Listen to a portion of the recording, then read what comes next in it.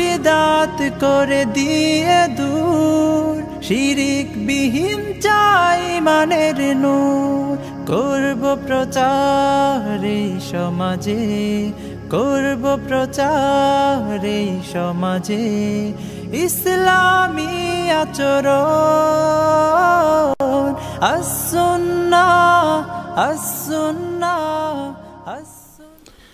আসসালামু আলাইকুম ওয়া রাহমাতুল্লাহি ওয়া বারাকাতুহু। আলহামদুলিল্লাহ ওয়াসসালাতু ওয়াসসালামু আলা রাসূলিল্লাহ ওয়া আলা আলিহি ওয়া আসহাবিহি ওয়া মান ওয়ালাহ, আম্মা বাদ।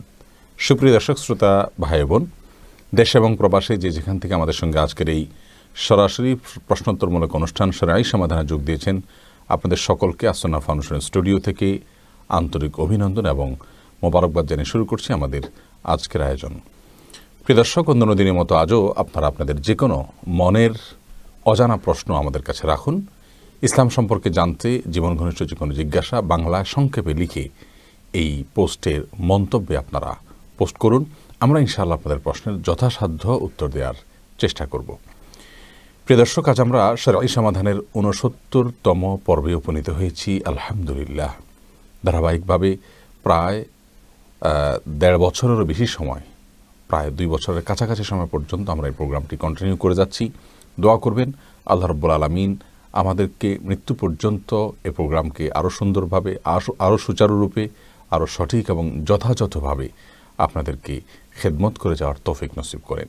প্রিয় দর্শক, শুরুতে বলে রাখছি যেহেতু এটি একটি ইলমি প্রোগ্রাম, ইসলামকে জানার একটি আয়োজন, অতএব এই আয়োজনটি ছড়িয়ে দেওয়ার জন্য আমরা সকলেই যার যার জায়গা থেকে চেষ্টা করব ইনশাআল্লাহ শেয়ার এবং ওয়াচ পার্টি করে অন্যদেরকে জানিয়ে দেওয়ার চেষ্টা করব। শতাধিক প্রশ্নের উত্তর আমরা দিয়ে থাকি, এর মধ্য থেকে কোনো না কোনো প্রশ্ন কোনো না কোনো ভাই বোনের হয়তো উপকারে আসবে, আর আমি তার মাধ্যমে ইলমে দ্বীন বিস্তারের যে সওয়াব এবং যে সওয়াব আল্লাহ রাব্বুল আলামিনের কাছে মৃত্যুর পরও অব্যাহত থাকবে, সেই উপকারী ইলম বিস্তারের সওয়াব আমি লাভ করতে পারি ইনশাআল্লাহ। অতএব এই পোস্টটি শেয়ার এবং ওয়াচ পার্টি করতে আমরা কেউ না ভুলি। আজকে আপনাদের প্রশ্নোত্তর অনুষ্ঠান, আপনাদের প্রশ্নগুলোর উত্তর দেওয়া শুরু করার আগে দুটি বিষয় আমরা বলতে চাই। প্রথম বিষয় হলো একটি সংশোধনী, আর তা হলো বিগত পর্বে অর্থাৎ ৬৮তম শরঈ সমাধানের পর্বে আমরা একটি প্রশ্নের উত্তর ভুল দিয়ে ফেলেছি। তা হলো যে শ্বশুর শাশুড়ি, দুঃখিত, নানা নানিকে যাকাত দেওয়া যাবে কি না। এ বিষয়ে আমরা সম্ভবত বলেছি যে নানা নানিকে যাকাত দেওয়া যাবে।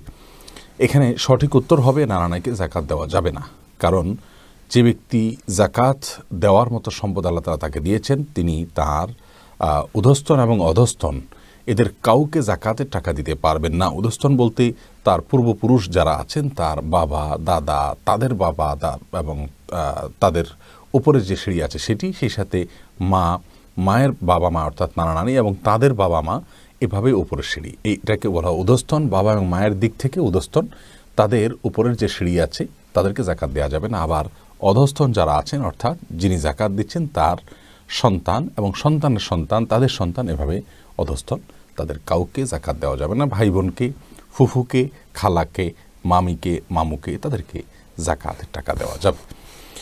এ ছিল আমাদের সংশোধনী। আশা করি আমাদের এই সংশোধনী আপনারা নিয়ে নেবেন। আল্লাহ তাআলা আমাদের সকলকে সকল ভুল ত্রুটি থেকে আল্লাহ রাব্বুল আলামিন মাহফুজ রাখুন, নিরাপদ রাখুন এবং ভুল ত্রুটিগুলোকে সংশোধন করার তৌফিক নসিব করুন।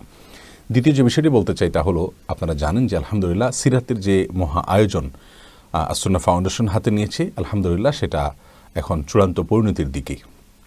আমাদের সামনে একমাত্র কাজ এখন বাকি আছে, শুধুমাত্র প্রতিযোগীদের প্রতিযোগিতায় অবতীর্ণ করা এবং পরীক্ষামূলক প্রতিযোগিতা হতে যাচ্ছে ইনশাআল্লাহ এই মাসের ২০, ২১ এবং ২২ তিন দিনে।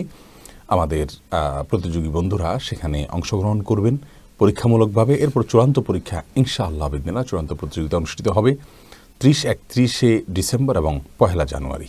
আল্লাহ তাআলা তাদেরকে বাঁচিয়ে রাখেন। যথাসময়ে আপনাদেরকে নিয়মিত ঘোষণা দেওয়া হবে।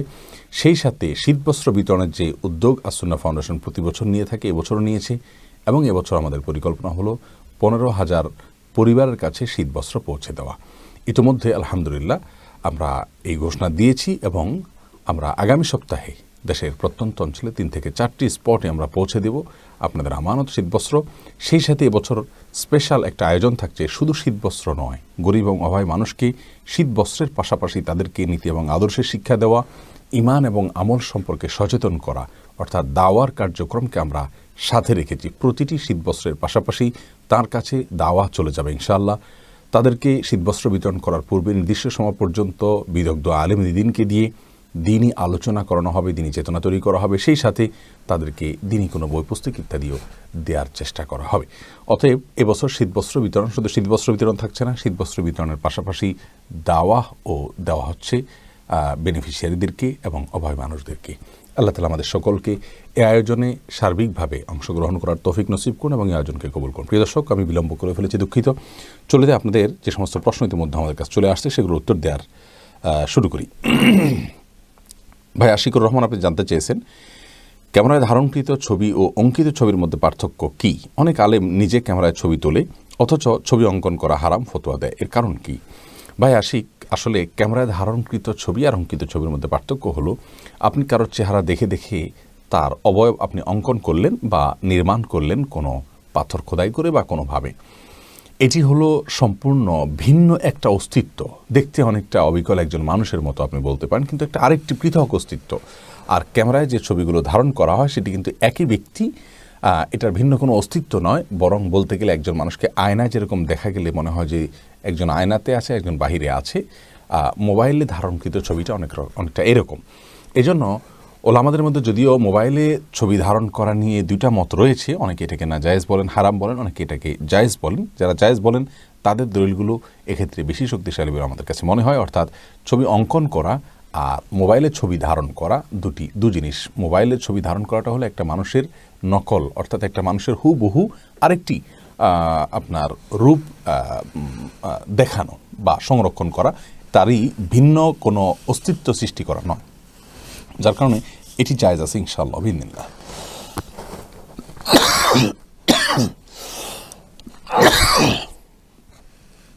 দুঃখিত। এরপর প্রশ্ন করেছেন ইমরান আহমেদ, আপনি জানতে চেয়েছেন হালাল উপায়ে ইউটিউব থেকে আয় করার কোনো সুযোগ আছে কিনা, থাকলে কিভাবে? কোথাও এর কোনো সঠিক সমাধান পাচ্ছি না, এই বিষয়ে একটু আলোচনা করলে আমি সহ হাজার ইউটিউবার উপকৃত হতে পারি। বা ইমরান আহমেদ, ইউটিউবে হালাল উপার্জন করার উপায় আছে, আর তা হলো আপনি যে ভিডিওগুলো ইউটিউবে শেয়ার করছেন বা পোস্ট করছেন, আপলোড করছেন, সেগুলোতে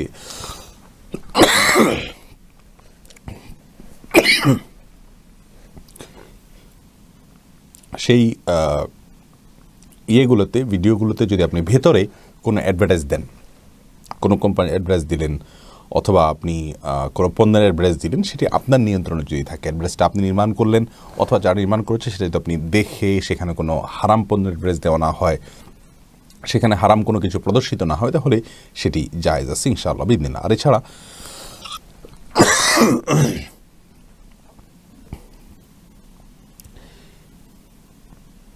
ইউটিউব কর্তৃপক্ষ যে অ্যাডগুলো দিয়ে থাকে, অর্থাৎ তাদের মাধ্যমে যে অ্যাডগুলো আমাদের ইউটিউব চ্যানেলে শো হয়ে থাকে, সেগুলো জায়েজ নেই। তার কারণ হলো সে সমস্ত অ্যাডগুলোর মধ্যে হারাম পণ্যের অ্যাডভার্টাইজ দেওয়া হয়, আবার সেখানে হারাম কোনো কিছু প্রদর্শিত হয় অ্যাডভার্টাইজের মাধ্যমে, যার কারণে সেটি জায়েজ নেই, ইসলাম শরীয়তে সেটি নিষিদ্ধ।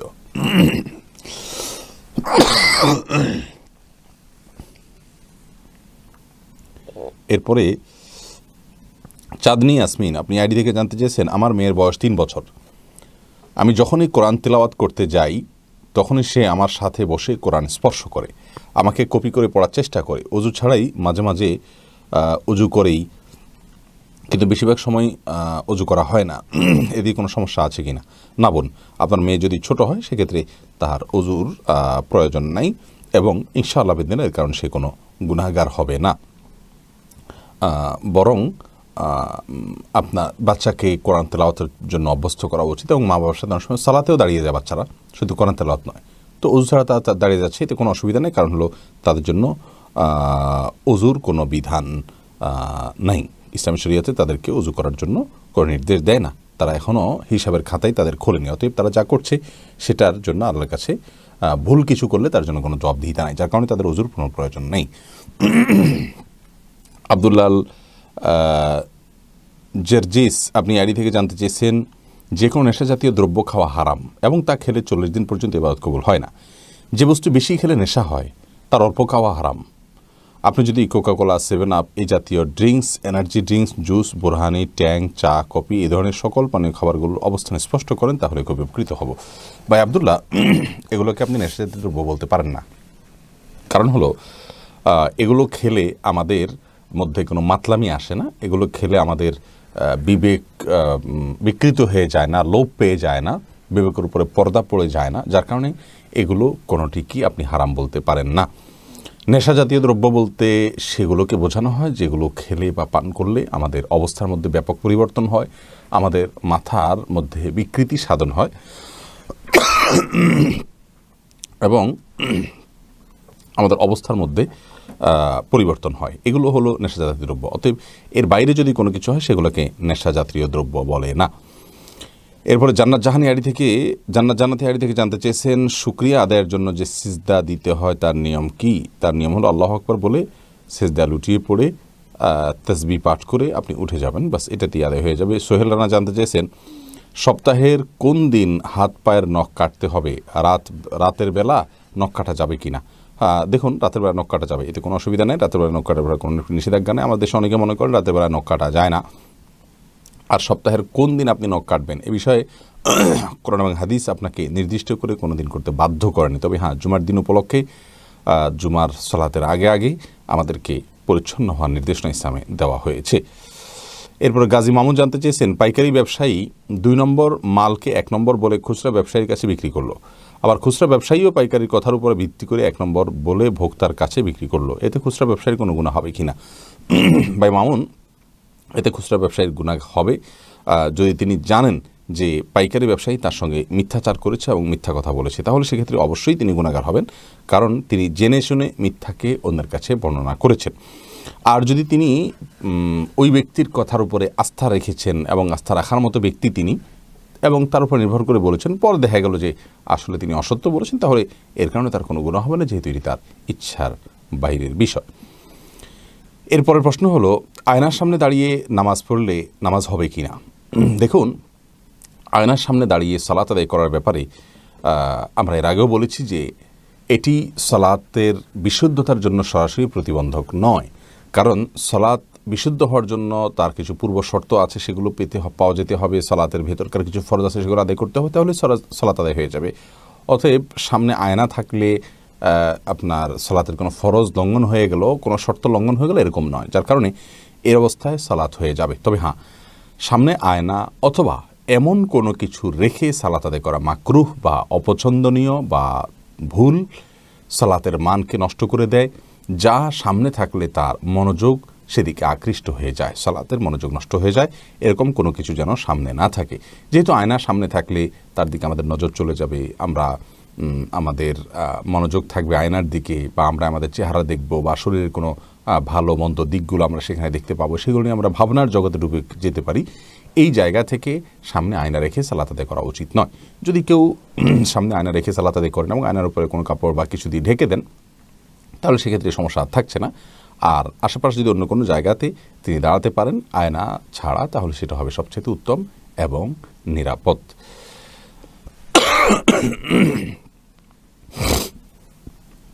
এরপরে আব্দুর রহিম জানতে চেয়েছেন, আকিজ কোম্পানি দেশের বিভিন্ন এলাকায় যে খাবার পানির ব্যবস্থা করে দিয়েছে, ওই পানির ট্যাঙ্কির ছাদের উপরে যদি মসজিদ নির্মাণ করা যাবে কি না? শুনেছি জাকাতের টাকা মসজিদে ব্যবহার করা যায় না। আকিজ কোম্পানি জাকাতের টাকা দিয়ে নাকি পানির ট্যাঙ্ক করা হয়। পানির ট্যাঙ্কির ছাদই তো মসজিদের মেঝে, বিস্তারিত আলোচনা করলে উপকার হবে। আমি জানি না কোন ধরনের পানির ট্যাঙ্কি আকিজ কোম্পানি করে দিয়ে থাকে বাকি, এবং তার উপরে মসজিদ নির্মাণের বিষয়ে আপনি জানতে চেয়েছেন। আমি এ বিষয়ে বিস্তারিত ধারণা রাখি না, তবে হ্যাঁ, মৌলিক ধারণা আপনি যেটি জানেন সেটি ঠিক আছে, যে জাকাতের টাকা দিয়ে কোনো মসজিদ নির্মাণ করা যাবে না। এখন যদি কেউ জাকাতের টাকা দিয়ে কোনো মসজিদ নির্মাণ করেন, তাহলে সেটা সমস্ত মানুষ ভোগ করবে, এটা জায়েজ নয়। আর পানির ট্যাঙ্কিও যদি সাধারণ মানুষের জন্য মুক্ত করে দেওয়া হয়, ধনী গরিব সবাই সেখান থেকে পানি পান করতে পারে, তাহলে সেক্ষেত্রে জাকাত আদায় হবে না। জাকাত আদায় হওয়ার জন্য গরিব বা অভাবী মানুষকে মালিক করে দিতে হয়, সেটি আরেক মাসআলা। অতএব যদি গরিবদের জন্য কোনো আপনার ট্যাঙ্কি নির্মাণ করে দেওয়া হয় এবং সেটা শুধুমাত্র কোনো গরিব খায়, তার উপরে যদি মসজিদ বা ওখান থেকে গরিব যদি উপকৃত হয়, তার উপরে যদি কোনো মসজিদ নির্মাণ করা হয়, তাহলে সেই মসজিদটা ওই গরিব যদি তার মালিকানা যেহেতু তাকে দিয়ে দেওয়া হয়েছে, তিনি যদি অনুমতি দেন তার উপরে মসজিদ করতে, সেটা করতে পারেন। কিন্তু এরকম কাউকে মালিক না বানিয়ে শুধুমাত্র আমভাবে পানির ট্যাঙ্কি বানিয়ে দিলে কিন্তু জাকাত আদায় হবে না, সেটা আরেক বিষয়। অতএব ওইটার উপর নির্ভর করবে পরবর্তী উত্তরটা। সাইম আলামিন জানতে চেয়েছেন, আমি কাতার প্রবাসী, গাড়ি চালাই, মাগরিবের নামাজ অনেক সময় রাস্তায় পড়তে হয়, কেবলা চিনতে সমস্যা হয়, কেবলা চিনতে ভুল হলে নামাজ শুদ্ধ হবে কিনা? ভাই সাইম, কেবলা দিকে ফিরে সালাত আদায় করা ফরজ, অতএব কেবলা আপনাকে রক্ষা করতেই হবে, কেবলা ছাড়া সালাতে হবে না। তবে হ্যাঁ, আপনি যে বিষয়টি খেয়াল করতে পারেন তা হলো যে কেবলা আপনাকে অবলম্বন করার ক্ষেত্রে লক্ষ্য করতে হবে এমন কোনো জায়গায় গেলেন যেখানে আপনি হয়তো কেবলার দিকে ফিরে সালাত আদায় করার জন্য কেবলা আপনি খুঁজে পাচ্ছেন না বা কেবলা নিরূপণ করতে পারছেন না। এরকম যদি হয় তাহলে সেক্ষেত্রে আপনি যে কাজটা করবেন তা হলো আশপাশের মানুষ থেকে সাহায্য নেবেন। কারো কাছে সাহায্য নিলেন না, আজকাল গুগল থেকে সাহায্য নিতে পারেন, সেটাও করতে পারলেন না, কেবলা নিরূপণ করতে পারলেন না, তাহলে সেক্ষেত্রে আপনি যেটি করতে পারেন তা হলো আপনি নিজে তাহাররি করবেন। তাহাররি মানে হলো কোন দিকে কেবলা হতে পারে অনুমান করে সেটা বের করবেন। ইনশাআল্লাহ এটা অনুমান করে যদি বের করেন তাহলেই তাতেই আপনার সালাত হয়ে যাবে ইনশাআল্লাহ বিইذنিল্লাহ। এরপরে শেফালি আক্তার জানতে চেয়েছেন, কোন নিকটতম আত্মীয় বা কোনো বন্ধু বা বান্ধবীর বিয়ে যদি পুরোপুরি শরিয়া অনুযায়ী না হয় তাহলে সে বিয়ের দাওয়াতে অংশগ্রহণ করা যাবে কিনা? অংশগ্রহণ না করা গেলে বান্ধবী বা আত্মীয়ের মনে কষ্ট পাওয়ার সম্ভাবনা থাকলে কি করণীয়? দেখুন, যদি কোনো বিবাহের অনুষ্ঠানে হারাম কোনো কিছু হয়, বিবাহটা যদি বিশুদ্ধভাবে না হয়, তাহলে সেক্ষেত্রে সেখানে উপস্থিত হওয়া আমাদের জন্য জায়েজ নেই, বরং সেখানে উপস্থিত হওয়া আমাদের জন্য গুনাহের করা কথা, এবং সেই বিষয়টা মাথায় রেখে আমাদেরকে চলতে হবে। এতে বান্ধবী খুশি হবেন কি হবেন না এটা আমার দেখার দরকার নেই, কারণ আল্লাহ রাব্বুল আলামিন সন্তুষ্টিটা আমাদের কাছে এক্ষেত্রে সবচাইতে বড় এবং মৌলিক বিষয়। এরপরে রিয়াজউদ্দিন জানতে চেয়েছেন, একজন কাদিয়ানি আমাকে একটা প্রশ্ন করেছে, ঈসা আলাইহিস সালাম পৃথিবীতে কি হিসাবে আগমন করবেন, নবী না উম্মত হিসাবে? ঈসা আলাইহিস সালামের উপর নতুন করে কোনো ওহী নাজিল হবে কিনা? দয়া করে কোরআন হাদিসের রেফারেন্স সহ উত্তর দিবেন। ঈসা আলাইহিস সালামের কাছে নতুন করে কোনো ওহী নাজিল হবে বলে কোনো বর্ণনা আমাদের জানা নেই, এবং ঈসা আলাইহিস সালাম দুনিয়াতে আসবেন হলো আল্লাহ রাব্বুল আলামিনের নবী তো তিনি হয়েছেনই, তিনি একজন সাধারণ উম্মতে মুহাম্মদ সাল্লাল্লাহু আলাইহি সাল্লামের অনুসারী হিসেবে দুনিয়াতে আসবেন, এবং রাসূল আকরাম সাল্লাল্লাহু আলাইহি সাল্লামের দিন তার শরীয়ত থাকার পর অন্য কোনো শরীয়ত চলতে পারে না, যার কারণে আমরা এটা নিশ্চিতভাবে বলতে পারি যে তিনি নবী সাল্লাল্লাহু আলাইহি সাল্লামের শরীয়তের অনুসারী হবেন। তবে তার কোনো তার কাছে তিনি কোনো শরীয়তের নতুন কোনো ধারণা মানুষকে দিবেন না বা ভিন্ন কোনো ধারণা দিবেন না, কারণ একই নবীর আমলে অন্য কোনো শরীয়ত চলে না। অতএব এই বিষয়টি হলো পরিষ্কার। আর কাদিয়ানিরা একটা ধোঁয়াশা তৈরি করে, তাকে আপনি পাল্টা জিজ্ঞাসা করবেন যে গোলাম আহমদ কাদিয়ানি এই লোকটি কি নবী আপনারা মনে করেন? এরা অত্যন্ত চতুর এবং চক্রান্তকারী এবং বাটপার কিসিমের মানুষ। তার কারণ হলো তারা খেয়াল করবেন যে সবসময় গোলাম আহমদ কাদিয়ানিকে এমনভাবে পেশ করার চেষ্টা করে যে তারা তাকে নবী মনে করছে না, অথচ তাদের বিভিন্ন গ্রন্থগুলোতে, মৌলিক গ্রন্থগুলোতে আমি নিজের চোখে দেখেছি যে সেখানে কাদিয়ানিকে, গোলাম আহমদ কাদিয়ানি যে ব্যক্তি, ইংরেজদের যে ব্যক্তি তার আত্মস্বীকৃত দালাল ছিল, এবং সেই ব্যক্তিকে নবী হিসাবে দাবি করা হয়েছে, তিনি নবী এবং রাসূল বলে তারা দাবি করেছেন। আবার এখন তারা বলছে তিনি হলেন তিনি হলেন মাসিহ মাউঈদ। তো মাসিহ মাউঊদ যদি হয়, অর্থাৎ যে মাসিহ, অর্থাৎ ঈসা আলাইহিস সালাম যার প্রতিশ্রুতি দেওয়া হয়েছে কোরআনে, সে প্রতিশ্রুত মাসিহ যদি তিনি হন, তাহলে তার জন্ম কি আগে হয়েছিল? ইনি সেই কি ব্যক্তি যার নাম ঈসা? আল্লাহ রাব্বুল আলামিন তো কোরআনে কারিমে সেটি জানিয়েছেন আমাদেরকে। অতএব এই সমস্ত বিভ্রান্তির জবাব আগে তাদের কাছে জানতে যাবেন। কাদিয়ানীরা কোরআনে কারিমের এই সমস্ত সুস্পষ্ট বিবরণগুলোকে অস্বীকার কারণে তারা কাফের হিসাবে পরিগণিত। গোটা বিশ্বের সমস্ত উলামায়ে কেরাম তাদেরকে কাফের মনে করেন। আমরা এদের চক্রান্ত থেকে আল্লাহ রাব্বুল আলামিনের পানাহ চাই, আমাদের ভাই বোনদেরকে আল্লাহ তাআলা হেফাজত করুন। আফরিন সাদিয়া জানতে চেয়েছেন, গায়রে মাহরাম আত্মীয়কে সালাম দেওয়া যাবে কি না? গায়রে মাহরাম আত্মীয়কে মেয়ে মানুষরা সালাম দিবে কিনা, এ বিষয়ে শেখ বিন বাজ রাহিমাহুল্লাহ, সৌদি আরবের সাবেক সর্বোচ্চ পরিষদের সদস্য, তিনি বলেছেন যে এটি জায়েজ আছে, কারণ আল্লাহ তাআলা কোরআন কারিমে মেয়েদের কথা বলা সম্পর্কে বলেছেন ওয়াকুলনা কওলাম মারুফা, মেয়েরা সাধারণ এবং স্বাভাবিক কথা বলবে, অতএব পরপুরুষকে সালাম দেওয়া এটা একটা সাধারণ স্বাভাবিক কথা, বিধায় তাকে সালাম দেওয়া যেতে পারে। তবে ফিতনা অর্থাৎ সালাম দিলে সেখানে তারকে নিয়ে কোনো বাজে চিন্তা তৈরি হওয়ার আশঙ্কা তৈরি হবে, এরকম যদি হয় তাহলে সেক্ষেত্রে এমন অবস্থায় সালাম দেওয়া যাবে না, সালাম দিবে না। তো আজকাল ফিতনার আশঙ্কা অনেক বেশি, যার কারণে যুবতী এবং উঠতি বয়সীর মেয়েরা নিজের একান্ত যাদের সঙ্গে দেখা দেওয়া যায় আছে সে সমস্ত মাহরাম ছাড়া অন্য কাউকে সালাম না দেওয়াটাই হল নিরাপদ। ইসলামে বিছানা আলাদা করে দেওয়ার বিধান আছে কি? আছে। তাহলে মা বোনকে জড়িয়ে ধরে ঘুমানো যাবে কি না? 1.5 বছর পর মায়ের সাথে দেখা হয়েছে, মার সাথে ঘুমাতে চাচ্ছেন।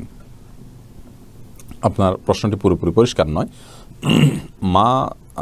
মা বোনকে যদি মেয়েরা জড়িয়ে ধরতে ঘুমাতে চায় ঘুমাতে পারেন, শুতে পারেন, কিন্তু একই কাপড়ে ঘুমোতে নিষেধ করা হয়েছে। একই কাপড়ে ঘুমোতে নিষেধ করা হয়েছে, তার মানে এক কাপড়ের ভিতরে থাকতে নিষেধ করা হয়েছে, একই বিছানায় আপনার পাশাপাশি ঘুমোতে নিষেধ করা হয়নি। এরপরে শাপলা চৌধুরী আপনি এর থেকে জানতে চেয়েছেন, মেহেদি আর্টিস্টরা তাদের মেহেদির পেজে মহিলাদের হাতে দেওয়া মেহেদির ছবি পোস্ট করতে পারবে কি?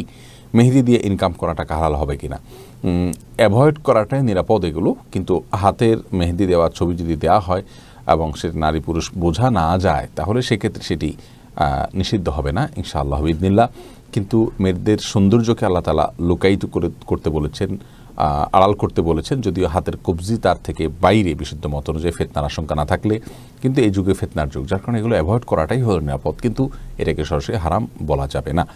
এমনি মিজানুর রহমান মোল্লা জানতে চেয়েছেন, ওষুধ কোম্পানিতে চাকরি করে এমন কারো থেকে কোম্পানির দেয়া কিছু নেওয়া এবং খাওয়া যাবে কি না যদি তাদের থেকে কিনেও নেই? দেখুন, ওষুধ কোম্পানিতে চাকরি করে তিনি যদি টাকা কোনো কিছু সেখান থেকে পান অবৈধভাবে, ইসলামের শরীয়ত অনুযায়ী তিনি অবৈধভাবে পান, তাহলে সেটি আপনি নিতে পারবেন না, সেটি আপনি খেতে পারবেন না, কারণ সে নিজেই অবৈধভাবে নিয়েছে, তা আপনার জন্য গ্রহণ করা তা জায়েজ হবে না। আর যদি আপনি কিনে নেন সেক্ষেত্রে একই কথা প্রযোজ্য হবে। আপনার কেনা মানে হলো তার অসৎ কর্মে তাকে সাহায্য করা, যেটি আপনার আমার জন্য জায়েজ হবে না। নোমান বিন ইউসুফ জানতে চেয়েছেন, আল্লাহর গুণবাচক নামগুলোকে জিকির হিসাবে পড়া যাবে কিনা? আল্লাহর গুণবাচক নামগুলোকে আপনি আল্লাহর ডাকার জন্য, জিকির স্মরণ হিসাবে ডাকার জন্য আপনি করতেই পারেন, কিন্তু এটা নির্দিষ্ট সংখ্যক করে পড়লে নির্দিষ্ট ইবাদত হয় এরকম বলা ঠিক না। তবে রুকিয়া হিসাবে, ঝাড়ফুঁক হিসাবে যে অমুক নাম, এটাতে আল্লাহ তাআলাকে ডাকলে, নামে ডাকলে অমুক উপকার হবে, এরকম অভিজ্ঞতা দ্বারা কেউ প্রমাণ হলে সেটা আপনি করতে পারেন। অর্থাৎ মৌলিকভাবে আল্লাহর গুণবাচক নামগুলোকে দিয়ে আল্লাহকে ডেকে ডেকে, এটাও এক প্রকার জিকির, আল্লাহর সাথে আপনি কথোপকথন করতে পারেন। আলামিন পাটোয়ারি জানতে চেয়েছেন, ক্রিকেটকে যদি পেশা হিসাবে নেওয়া হয় এবং ইসলামী সকল বিধিবিধান মেনে ক্রিকেট খেলা হয় তবে তা জায়েজ হবে কিনা? দেখুন, ক্রিকেট আপনি পেশা হিসাবে নিলে প্রথম কথা হলো যে এই খেলাধুলা এবং বিনোদনের নামে এগুলোকে আপনি প্রফেশন হিসেবে যখন নেবেন তখন এটা আপনাকে জাতীয় পর্যায়ে খেলার প্রয়োজন হতে পারে, অন্যান্য পর্যায়ে খেলার প্রয়োজন হতে পারে। আজকাল এই সমস্ত খেলাধুলা শুধু খেলাধুলা নয়, এগুলোর পেছনে বহুবিধ অপকর্ম জড়িত আছে। আমরা সবাই কম বেশ জানি যে এগুলোর বিরুদ্ধে পেছনে জুয়া থেকে নিয়ে হেন কোনো অপকর্ম নাই যে এর মধ্যে জড়িত নয়, যার কারণে এটাকে পেশা হিসাবে গ্রহণ করাকে আমরা জায়েজ মনে করি না। আর দ্বিতীয়ত হলো যে ইসলাম উৎপাদনশীল কর্মে বিশ্বাস করে। খেলা এটাকে পেশা হিসাবে নিলে এখান থেকে কী উৎপাদন হতে পারে, কি সেখান থেকে উপকারিতা হতে পারে, এটি এক প্রকার অনর্থক কাজ। এটা নিছক শারীরিক কসরতের জন্য হতে পারে, কিন্তু যখন আপনি এটাকে পেশা হিসাবে নেবেন তখন তার খেলাটাকেই আপনি সিরিয়াস হিসাবে নিচ্ছেন। ওয়াল্লাযীনা হুম আল্লাহু মুরিদুন, আল্লাহ তাআলা অনর্থক কাজ পরিহারকারীদেরকে সফল মুমিন বলেছেন, যার কারণে এরকম পেশাকে পরিহার করাই হলো ইমানের দাবি, এটা জায়েজ মনে করি না আমরা। ইমরান হাসান জানতে চেয়েছেন, রেস্টুরেন্টে ওয়েটাররা যে টিপস পান সেটা কি জায়েজ হবে? টিপসের কারণে বেতন কম দেওয়া হয়। ভাই ইমরান, টিপস যেটা পেয়ে থাকেন এটি তার জন্য নেওয়া জায়েজ হবে কিনা বা আমাদের দেওয়া জায়েজ হবে কিনা এই সম্পর্কে ডক্টর খন্দকার আব্দুল্লাহ জাহাঙ্গীর রাহিমাহুল্লাহর মত হলো যে তিনি এটাকে নাজায়েজ মনে করেন, কারণ তিনি মনে করেন এটা এক প্রকার উৎকোচ যেন ভালো খাবার ইত্যাদি দেওয়া হয়। আমরা এটাকে একটু বিশ্লেষণ করতে চাই, আর তা হলো যদি হোটেলে যারা কাজ করছেন, হোটেল বয় ইত্যাদি বা ওয়েটার, তারা আপনাকে আপনার সে টিপসের বিনিময়ে অতিরিক্ত মানে খাবার দাবার দেয়, কোম্পানির ক্ষতি করে বাড়িয়ে বাড়িয়ে আপনার খাবার দাবার দেয়, আপনি টিপস দিবেন বা বেশি দিবেন সে জানে, সেই জায়গা থেকে বা আগে থেকে অনেকে টিপস দিয়ে দেয়, সেই তার কারণে তাকে একটু বেশি খাতের যত্ন করে, বেশি খাবার দাবার দেয়, এরকম যদি হয় তাহলে এটা সম্পূর্ণ হারাম, এটাই ব্যাপার, কোনো সন্দেহ নেই। আর এর বাইরে যদি এটি তাদের কাজের সার্ভিস ফি হিসাবে দেন, যেমন অনেক হোটেলে মালিকরা তাদের বেতনই কম রাখেন কারণ তারা জানেন যে তাকে টিপস দেওয়া হয়, যেহেতু মালিকের অনুমোদন রয়েছে তার টিপস নেওয়ার ক্ষেত্রে, অতএব এটিকে শুধুমাত্র আপনি অতিরিক্ত কোনো কিছু তার কাছ থেকে গ্রহণ না করে তার কাজের বিনিময়ে তাকে দেন, সে আপনাকে সার্ভ করে দিল, সেই হিসাবে তার এটি নাজায়েজ হওয়ার কোনো কারণ দেখছি না আমি। আদিন আপনি জানতে চেয়েছেন, কোরআন শরীফ খতম করার পর যে একটি দোয়া পড়তে হয় সেটা নাকি হারাম, এ বিষয়ে একটু বললে উপকৃত হব। ভাই আবিদ, হারাম বলা যাবে না, তবে কোরআনে কারীম শেষ করার পর বিশেষ কোনো দোয়া, ফরম্যাটের দোয়া আমাদেরকে শেখানো হয়নি। এই বিষয়ে আমাদের একটা ছোট্ট ভিডিও ক্লিপ আছে, আপনি আমাদের আসুন্নাহ ফাউন্ডেশনের ইউটিউব চ্যানেলে অথবা এই পেজে সার্চে গিয়ে যদি কোরআন খতমের দোয়া লিখে সার্চ দেন, ইনশাআল্লাহ চলে আসবে ভিডিওটি, আপনি সেটা শুনে নেবেন। সেখানে আমরা বলেছি কোরআনে কারীম পড়ে শেষ করার পর অনেক সাহাবী এবং তাবেঈ সহ অনেক পূর্বসূরিগণ, অনেক সালাফ তারা আল্লাহর কাছে দোয়া করতেন, কিন্তু এখানে নির্দিষ্ট ফরম্যাটের দোয়া নয়, আল্লাহর কাছে কোরআন তেলাওয়াতের মতো একটি ইবাদত সম্পন্ন হওয়ার পরে তারা কিছু চাইতেন, আমরাও কিছু চাইতে পারি ইনশাআল্লাহ তাআলা। এরপরে রাহাত মাহমুদ আপনি জানতে চেয়েছেন, আমি কয়েকদিন আগে বেড়াতে গিয়েছিলাম সাদা পাথর ভোলাগঞ্জে, সেখান থেকে আমি কিছু সুন্দর পাথর নিয়ে আসি। আমার মনে হয়েছিল এটা তো সরকারি সম্পদ, সবার জন্য মুক্ত, সবাই পাথর নিয়ে যাচ্ছে, এখন আমি কি এই পাথরগুলো আনার জন্য কিয়ামতের দিন জবাবদিহিতা করতে হবে? ভাই রাহাত মাহমুদ খুবই চমৎকার একটি প্রশ্ন করেছেন এবং আল্লাহ তাআলার ভয় আপনার অন্তরে রয়েছে। এখান থেকে বোঝা গেল আল্লাহ তাআলা আপনাকে আরও বেশি তাকওয়া চর্চা করার তৌফিক দান করুন, মুত্তাকিদের ইমাম হিসাবে কবুল করুন। আপনার প্রশ্নের উত্তর হলো যে যদি এটি জাতীয় সম্পদ হয়, এটি সংরক্ষণ করা হয় এবং এটি আপনার সংরক্ষণ করে সেটি প্রসেস করে বিক্রি করা হয়, তাহলে সেক্ষেত্রে এটি আনা আমাদের জন্য জায়েজ হবে না। আর যদি এমনিতে পড়ে থাকে, এটার কোনো প্রসেস করে বিক্রি করা বা এটাকে ব্যবহার করার মতো সরকারি কোনো প্রসেস নাই, সেক্ষেত্রে এটা আপনি আনতে পারেন, কোনো অসুবিধা নেই ইনশাআল্লাহ বিইذনিল্লাহ।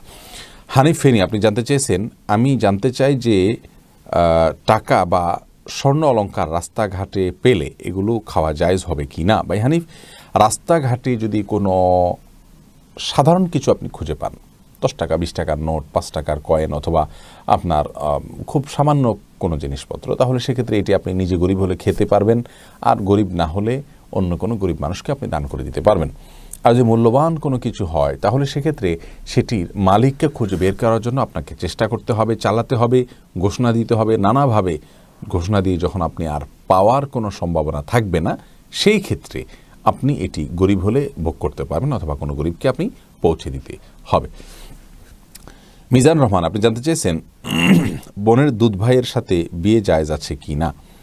বোনের দুধ ভাই, যে আপন বোনের যদি দুধ ভাই হয় তাহলে তার সাথে আপনার বিয়ে করা জায়েজ নাই, কারণ আপন বোনের দুধ ভাই সেও আপনার ভাই, অতএব তার সাথে বিয়ে জায়েজ হবে না।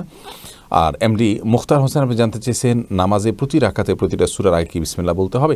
প্রত্যেক রাকাতে প্রতিটা সূরার আগে বিসমিল্লাহ পড়বেন যদি একটা নতুন সূরা আপনি শুরু করেন, কারণ বিসমিল্লাহির রহমানির রহিম এটা হলো নতুন সূরা শুরু করার সময় পড়া সুন্নাত, যার কারণে আপনি একটি নতুন সূরা যখন শুরু করবেন, যেমন সূরা ফাতিহার পর আপনি সূরা ফালাক শুরু করলেন, তাহলে আপনি যখন বিসমিল্লাহির রহমানির রহিম পড়ে তারপর সূরা ফালাক পড়বেন, এটা হলো সুন্নাহ। প্রত্যেক রাকাতে এটি করবেন। শিহাব খান জানতে চেয়েছেন, ইসলামী সঙ্গীতে মিউজিক, দফ, মডেলিং, অভিনয় ব্যবহার করা কি জায়েজ আছে? দেখুন, ইসলামী সঙ্গীতে মিউজিক দেওয়া হারাম, অন্য সব মিউজিক যেরকম হারাম, ইসলামী সঙ্গীতেও মিউজিক দেওয়া সম্পূর্ণ হারাম। এবং এই বিষয়টি আমাদের অনেক ভাই বোন জানেন না যে ইসলামী সঙ্গীতে আসলে সব প্রকার মিউজিক দেওয়া, অন্য সাধারণ মিউজিক যেরকম হারাম, এটাও সেই একইভাবে হারাম। অনেকে মনে করেন যে ইসলামী সঙ্গীত হলে সেখানে বোধহয় কোনো ছাড় আছে। দফের ব্যবহারটা বিবাহের জন্য জায়েজ আছে, বিবাহ ছাড়া অন্য কোথাও দফের ব্যবহার এর অনুমোদন নেই। আর সাধারণভাবে দফের ব্যবহারের মধ্যে সীমাবদ্ধ থাকা হয় না, বরং ইসলামী সঙ্গীতগুলোতে আজকাল এত সূক্ষ্ম মিউজিক দেওয়া হয় যেগুলো আসলে বোঝা কঠিন। আমাদের দেশীয় বিভিন্ন ইসলামী সঙ্গীতের প্রতিষ্ঠান বা দেশের বাইরে আরবিতে বিভিন্ন ইসলামী সঙ্গীতের যে সমস্ত প্রতিষ্ঠানগুলো আছে বা ব্যক্তিগুলো আছে পরিচিত, তাদের ম্যাক্সিমাম ইসলামী সঙ্গীতের পেছনে আপনার ব্যাকগ্রাউন্ডে আপনার বিভিন্ন রকমের মিউজিকের সূক্ষ্ম ব্যবহার রয়েছে, এগুলো সম্পূর্ণরূপে হারাম, এগুলো আমাদেরকে পরিত্যাগ করতে হবে। ন্যাচারাল কোনো এসএফএস জাতীয় কোনো কিছু দেওয়া যেতে পারে। শেখ মোহাম্মদ রায়হান জানতে চেয়েছেন, সমাজে কর্জে হাসানার প্রচলন কিভাবে করা যায়? আলেম সমাজের ভূমিকা কি হতে পারে? দেখুন, কর্জে হাসানা খুবই গুরুত্বপূর্ণ একটি বিষয়, এর অনেক ফজিলত আছে। ওলামায়ে কেরাম এ ব্যাপারে উদ্যোগী হতে পারেন, তবে সমস্যা হলো আমাদের দেশের প্রচলিত আইন অনুযায়ী কোনো আর্থিক প্রতিষ্ঠান ছাড়া সাধারণ মানুষকে এভাবে ঋণ দেয়া নেয়ার কাজ করতে পারে না, যার কারণে ওলামায়ে কেরাম সংশ্লিষ্ট কর্তৃপক্ষের অনুমোদন নিয়ে যথাযথ উপায়ে তারা এই কাজগুলো করতে পারেন। আর এছাড়া আপনি ব্যক্তিগত পর্যায়ে মানুষকে ঋণ দেওয়ার ব্যাপারে উৎসাহ দিতে পারেন। ঋণ যারা নেয় তারা ঋণ পরিশোধের ক্ষেত্রে গড়িমসি করে এবং প্রতারণা করে, যার কারণে মানুষ ঋণ দেওয়ার প্রতি আগ্রহ থাকে না। সে বিষয়ে আমাদের বিহিত করা উচিত এবং বিভিন্ন ফরম্যাট এবং আইডিয়া বের করা উচিত, মানুষকে বোঝানো উচিত। এরপরে সোহানুর রহমান সোহাগ আপনি জানতে চেয়েছেন জন্ম মৃত্যু দিবস উপলক্ষে রোজা পালন করা যাবে কিনা। না ভাই, জন্মদিবস উপলক্ষে আপনার রোজা পালন করার দরকার নেই। রাসূল আকরাম সাল্লাল্লাহু আলাইহি সাল্লাম সোমবারে সিয়াম রাখতেন এবং সে সম্পর্কে তিনি বলেছেন যে আমি সোমবারে সিয়াম রাখি কারণ যাকা ইয়াউমুন ওয়ালিদতু ফি, কারণ সেদিনে আমার জন্ম হয়েছে।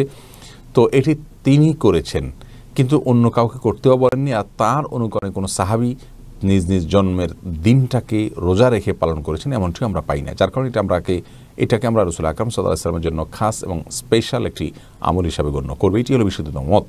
আর মৃত্যু দিবস উপলক্ষেও কোনো রোজার বিধান নেই। বাবা মা বা প্রিয়জন কারোর মৃত্যু দিবস উপলক্ষে রোজা রাখার জন্য কোনো নির্দেশ আমাদেরকে দেওয়া হয়নি। কোরআন এবং হাদিস যা নির্দেশ করেন সেটাকে ইবাদত হিসাবে যদি আমরা করি, ইবাদত হিসাবে করলে সেটি বিদআত হিসাবে গণ্য হবে। এমডি নাজিবুল্লাহ জানতে চেয়েছেন গরুর গোবর দিয়ে লাকড়ি বানিয়ে জ্বালানি হিসেবে ব্যবহার করলে কোনো গুনাহ হবে কি না। ভাই নাজিবুল্লাহ, গরুর গোবর দিয়ে লাকড়ি বানিয়ে আপনি জ্বালানি করতে পারেন, কোনো অসুবিধা নেই। আপনার খাবার তো সেটি প্রবেশ করছে না, যার কারণে গুনাহ হবে না ইনশাআল্লাহ বিদিনিল্লাহ। মুমতাজ পারভিন জানতে চেয়েছেন কনে দেখার সময় পাত্রপাত্রীর কতটুকু দেখতে পারবে, হিজাব ছাড়া সাধারণ 3 পিস পরা অবস্থা দেখতে পারবে কিনা। উত্তর হলো পারবে, কোনো অসুবিধা নেই ইনশাআল্লাহ বিদিনিল্লাহ। এরপরে প্রশ্ন করেছেন মোহাম্মদ আনোয়ারুল ইসলাম, আপনি জানতে চেয়েছেন ওযু করার পর লোশন বা ক্রিম ব্যবহার করে সালাত আদায় করা যাবে কিনা। যাবে, কোনো অসুবিধা নেই, এতে সালাতের কোনো ক্ষতি হবে না। এরপর আরেক ভাই প্রশ্ন করেছেন নিজ শ্বশুর শাশুড়িকে জাকাতের অর্থ দেওয়া যাবে কি না যদি তারা ঋণগ্রস্ত হয়ে থাকেন। জি, নিজের শ্বশুর শাশুড়িকে জাকাতের অর্থ দেওয়া যাবে যদি তারা অভাবগ্রস্ত হন, জাকাত পাওয়ার মতো ব্যক্তি হন, যদি তারা ঋণগ্রস্ত হন। কারণ তাদের কারোর উপরে কারোর ব্যয়ভার বহন করাটা আপনার জন্য আবশ্যক নয়। একই কথা নারী পুরুষ সকলের জন্য প্রযোজ্য, অর্থাৎ মেয়েরা তাদের শ্বশুর শাশুড়িকে জাকাতের টাকা দিতে পারেন, আবার পুরুষরা তাদের শ্বশুর শাশুড়িকে জাকাত দিতে পারবেন, কোনো অসুবিধা নেই যদি তারা অভাবী হয় বা ঋণগ্রস্ত হয়, ঋণমুক্তির জন্য দেওয়া যাবে। এরপরে পূর্ণা সবুজ আপনি জানতে চেয়েছেন এই আইডি থেকে গাড়িতে চলাকালীন ওযু না থাকলে তায়াম্মুম করে নামাজ পড়া যাবে কিনা। দেখুন আপনি কোন গাড়িতে আছেন একটু দেখার বিষয়। প্রাইভেট গাড়িতে থাকে আপনি এটা থামিয়ে আপনাকে ওযু করতে হবে। ওযুর অবশ্যই কোনো না কোনো ব্যবস্থা আপনার আছে, না থাকলে তায়াম্মুম করবেন। সেক্ষেত্রে যদি পানি না থাকে তখন দেখা যাবে, কিন্তু পানি থাকলে গাড়ি থামিয়ে আপনাকে ওযু করতে হবে। আর যদি ট্রেন থাকে তাহলে সেক্ষেত্রেও পানির ব্যবস্থা আছে, নাহলে পানি কিনেও আপনি করতে পারবেন। বাসে যদি থাকেন সেক্ষেত্রেও আপনি আগে থেকে ওযু করে আপনার সালাতের জন্য প্রিপারেশন নিয়ে উঠবেন, অথবা বাস থামানোর জন্য বলবেন। এই সকল উদ্যোগগুলো আপনাকে নিতে হবে।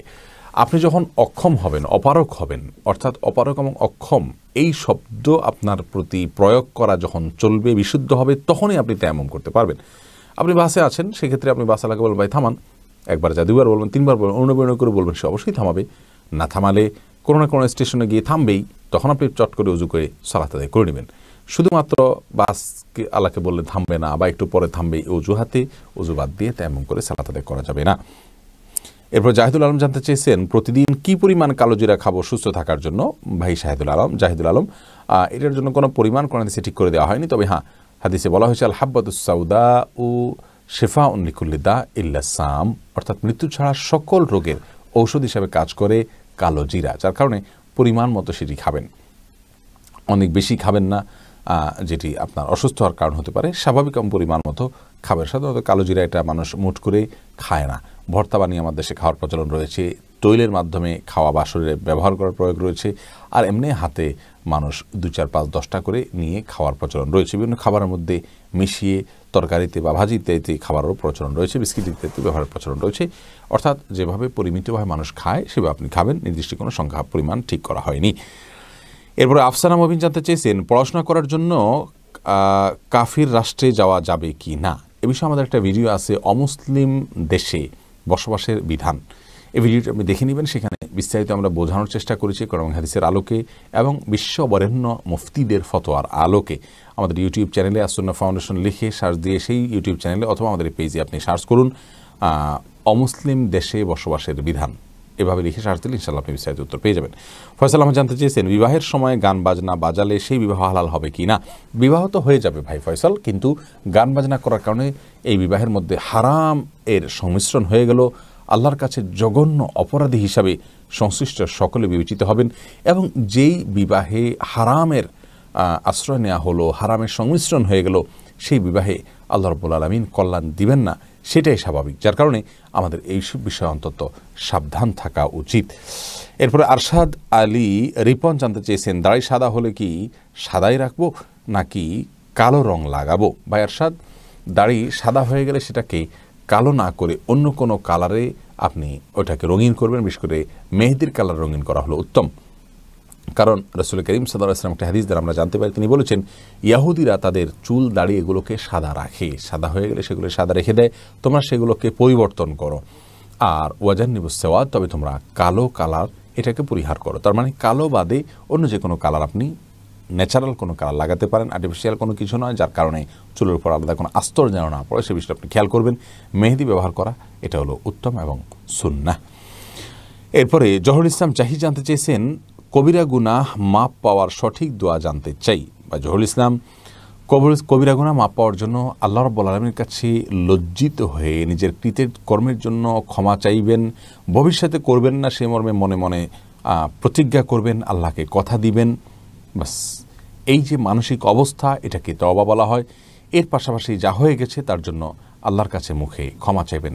আস্তাগফিরুল্লাহ ওয়া আতুবু ইলাইহি, আল্লাহ আপনার কাছে আমি ক্ষমা প্রার্থনা করছি এবং আপনার দিকে আমি ফিরে আসছি আপনার অবাধ্যতা থেকে, এই উক্তি আপনি বলবেন। সেই সাথে ইস্তেগফারকে অন্য কোনো ভাষায় সাইয়্যিদুল ইস্তেগফার আল্লাহুম্মা আনতা রাব্বী লা ইলাহা ইল্লা আনতা খালাকতানি ওয়া আনা আবদুকা ওয়া আনা আলা আহদিকা ওয়া ওয়া'দিকা মাসতাতা'তু আউযু বিকা মিন শাররি মা সানা'তু আবুউ লাকা বিনি'মাতিকা আলাইয়া ওয়া আবুউ বিযামবি ফাগফিরলি ফাইন্নাহু লা ইয়াগফিরু যুনুবা ইল্লা আনতা, এটাও পড়তে পারেন। অথবা আস্তাগফিরুল্লাহ ওয়া আতুবু ইলাইহি পড়তে পারেন, অথবা আস্তাগফিরুল্লাহ আল্লাযী লা ইলাহা ইল্লা হুয়াল হাইয়ুল কাইয়্যুম ওয়া আতুবু ইলাইহি, এটাও পড়তে পারেন। যে কোনো ভাবে পড়তে পারেন, অথবা বাংলায় বলতে পারেন, আল্লাহ আপনি আমাকে ক্ষমা করে দিন, এবং আপনি লজ্জিত হয়ে ভবিষ্যতে করবেন না বলে প্রতিজ্ঞা করলেন। বাস এতে ইনশাআল্লাহ আপনার কবিরা গুনাহ বা বড় অপরাধগুলো আল্লাহ তাআলা মাফ করে দিবেন। তবে হ্যাঁ, কোনো মানুষের হক যদি নষ্ট করে থাকেন, অর্থ করে ইত্যাদি আত্মসাৎ করে থাকেন, সেক্ষেত্রে আপনার এই পদ্ধতির তওবার পাশাপাশি ওই ব্যক্তির হকটা তাকে ফিরিয়ে দিতে হবে বা তার কাছ থেকে ক্ষমা চাই নিতে হবে। তাহলে সেক্ষেত্রে ইনশাআল্লাহ কবিরা গুনাহ আল্লাহ তাআলা মাফ করে দিবেন। এরপরে এমটি আজহারুল ইসলাম রাজীব, আপনি জানতে চেয়েছেন, বর্তমানে মোবাইলের মাধ্যমে অনেকে বিদেশ থেকে বিয়ে করছেন, এ ব্যাপারে ইসলামের দৃষ্টিভঙ্গি কী? দেখুন ভাই আজহারুল ইসলাম, মোবাইলের মাধ্যমে বিয়ে নিয়ে আমরা বারবার বলেছি। আশা করি আমাদের বিগত পর্বটাই আপনি দেখলে আপনি পেয়ে যাবেন। এটি জায়েজ রয়েছে, বিশেষ করে ভিডিও কলের মাধ্যমে। তবে এটি সবচেয়ে নিরাপদ এবং উত্তম উপায় হলো উকিল নির্বাচন করা, অর্থাৎ একজনকে এখানে দায়িত্ব দিয়ে আমার পক্ষ থেকে তুমি প্রস্তাব দিও অথবা কবুল করবে, সে দুজন সাক্ষীর সামনে করলেই অমুকের সাথে আমার বিয়ের ঠিক হয়েছে, তুমি আমার পক্ষ থেকে জাস্ট বলবো অমুকের পক্ষ থেকে আমি কবুল করলাম। এরকম উকিল বানাবে, সে উকিল অন্য দুজন সাক্ষীর সামনে এটি তার পক্ষ থেকে প্রস্তাব করলে ইনশাআল্লাহ বিয়ে হয়ে যাবে। এরপরে অর্পিতা ইসলাম মিলু, আপনি জানতে চেয়েছেন, ভুল হাদিস বললে নাকি বউ তালাক হয়ে যায়, এটা কি সত্য? না, ভুল হাদিস বললে বউ তালাক হয় এরকম কোনো কথা সঠিক নয় বোন, এটি একটু বাড়াবাড়ি। তবে হ্যাঁ, রাসূল আকরাম সাল্লাল্লাহু আলাইহি ওয়াসাল্লামের নামে ইচ্ছাকৃত জেনে শুনে যদি মিথ্যা হাদিস বলে বেড়ায় কেউ, জাল হাদিস বলে বেড়ায় কেউ, তাহলে তার ঠিকানাকে জাহান্নাম নিশ্চিত করে রাখার জন্য নবী সাল্লাল্লাহু আলাইহি ওয়াসাল্লাম সাবধান করেছেন। তিনি বলেছেন, মান কাযাবা আলাইয়া মুতাআম্মিদান, যে ব্যক্তি আমার ব্যাপারে মিথ্যা কথা বলবে, ফালইয়াতাবাওয়া মাকআদাহু মিনান নার, সেজন্য তার ঠিকানাকে জাহান্নামে নিশ্চিতভাবে জেনে রাখে, ঠিকানা যেন জাহান্নাম সে ধরে রাখে। অতএব এটি অত্যন্ত গর্হিত কাজ, কিন্তু এর সঙ্গে স্ত্রী তালাকের বিষয়টি সম্পৃক্ত নয়, এটি ভুল ধারণা। আরিফুল ইসলাম জানতে চেয়েছেন, শরীরে অস্থায়ী ট্যাটু করা যাবে কি না? দেখুন, রাসূল আকরাম সাল্লাল্লাহু আলাইহি ওয়াসাল্লাম বলেছেন, লাআনাল্লাহুল ওয়াশিমাতা ওয়াল মুস্তাওশিমা, অর্থাৎ আল্লাহ রাব্বুল আলামিন উল্কি অঙ্কনকারী ব্যক্তির প্রতি লানত বর্ষণ করেছেন। যে ব্যক্তি নিজের শরীরে অন্য কাউকে দিয়ে উল্কি এঁকে দেয় তার প্রতি লানত বর্ষণ করেছেন, এবং যে কারো শরীরে এঁকে দেয় উভয়ের প্রতি, অর্থাৎ যার শরীরে আঁকা এবং যে এঁকে দেয় উভয়ের প্রতি নবী সাল্লাল্লাহু আলাইহি ওয়াসাল্লামের লানত বর্ষিত হয়। অতএব উল্কি অঙ্কন করা, আপনার ট্যাটু অঙ্কন করা, এগুলো ইসলাম শরীয়তের দৃষ্টিকোণ থেকে জায়েজ নয়। যদি স্থায়ীভাবে করেন সেটি তো আরও ডাবল গুনাহ, কারণ ওযু, সালাত, তাহারাত, পবিত্রতা, গোসল এগুলো বিশুদ্ধ হবে না। স্থায়ীভাবে যদি ট্যাটু লাগাই দেওয়া হয়, যদি অস্থায়ীভাবে লাগান তাহলে যতক্ষণ লাগালেন ততক্ষণ জন্য এটি অপরাধ হলো। হ্যাঁ, বাচ্চারা যেটা করে থাকে, নিছক আপনার কোনো স্টিকার লাগিয়ে আনন্দ করে কিছুক্ষণ পরে মুছে ফেলে, এটি ভিন্ন কথা, এটি জায়েজ হতে পারে ইনশাআল্লাহু বিইذনিল্লাহ। এরপরের যে প্রশ্নটি আমি দেখতে পাচ্ছি বোন তাহমিনা আক্তার করেছেন, আর আপনার প্রশ্নটি হলো, আমি নামাজ পড়ার সময় হিজাব দিয়ে কপাল ঢেকে নামাজ পড়ি, এতে সিজদার কোনো সমস্যা হবে কি না? বোন তাহমিনা, আপনি নামাজ পড়ার সময় যে হিজাব দিয়ে ঢেকে সালাত আদায় করেন সেক্ষেত্রে সালাতের কোনো অসুবিধা হবে না। কপালের উপর যদি পাতলা কাপড় পড়ে এবং সেজদা যদি সেটা আমাদের কপালের উপরে পড়ে কপাল এবং ফ্লোরের মাঝামাঝি থাকে তাহলে কোনো অসুবিধা হবে না ইনশাআল্লাহ। মোটা কোনো কাপড় দিয়ে আলাদা কোনো আবরণ তো আর হচ্ছে না, সাধারণ আমরা যে পোশাক পরে থাকি সেরকম কোনো কাপড়, বরং আপনার পর্দার খাতিরে আপনাকে তো কাপড় টেনে দিতেই হবে, অতএব কাপড়ের উপরে কপাল থাকাটাই বরং স্বাভাবিক। আহসানুল্লাহ, আপনি প্রশ্ন করেছেন মহিলাদের উঁচু বুট জুতা পরা কি বৈধ হবে? ভাই হাসানুল্লাহ, উঁচু বুট জুতা পরার পেছনে যেহেতু অসৎ উদ্দেশ্য থাকে, নিতম্ব ফুটে ওঠার উদ্দেশ্য আমরা জানি যে উঁচু জুতা পরার পেছনে থাকে, সেই সাথে নিজেকে উঁচু দেখানো, লম্বা দেখানোর একটা প্রবণতা থাকে, সবগুলোই প্রতারণা। যার কারণে এই কাজটি একজন মুসলিম হিসাবে, একজন মুসলিম নারী হিসাবে আমাদের জন্য করা জায়েজ নেই। আল্লাহ রাব্বুল আলামিন আমাদেরকে সাধারণ যে সৌন্দর্য দিয়েছেন সেটিকে আমি বাড়িয়ে প্রকাশ করে মানুষের সামনে যা নাই সেটাকে দেখানোর যে প্রবণতা, এটি অসুস্থ এবং অসুন্দর এবং বেঠিক এবং ভুল প্রবণতা, যার কারণে এই জিনিসটি করা উচিত না। তাছাড়া প্রথম যে কারণটি আমরা উল্লেখ করলাম সেই কারণের ভিত্তিতেও এটি অন্যায় এবং অনুচিত কাজ। তবে হ্যাঁ, বাসায় নিজের স্বামীকে বা নিজের একান্ত পারিবারিকভাবে ঘরোয়াভাবে তিনি যদি দেখানোর জন্য, স্বামীকে দেখানোর জন্য তিনি যদি পড়েন তাহলে সেটি অনুমোদন রয়েছে তার। ফাহাদ ফাতেমা, আপনি জানতে চেয়েছেন হাজব্যান্ড মারা যাওয়ার পর যদি শ্বশুর শাশুড়ি খোঁজ খবর না নেয়, আমিও যদি যোগাযোগ না করি, এতে কি গুনাহ হবে? আর আমার হাজব্যান্ডের জন্য কিভাবে দোয়া করলে আর কি কি কাজ করতে পারি যেন আল্লাহ তাআলা তাকে মাফ করে দেন? দেখুন, আপনার স্বামী মারা যাওয়ার পর শ্বশুর শাশুড়ির খোঁজ খবর, আপনার খোঁজ খবর যদি না নেন তাহলে সেটি তারা অন্যায় করছেন।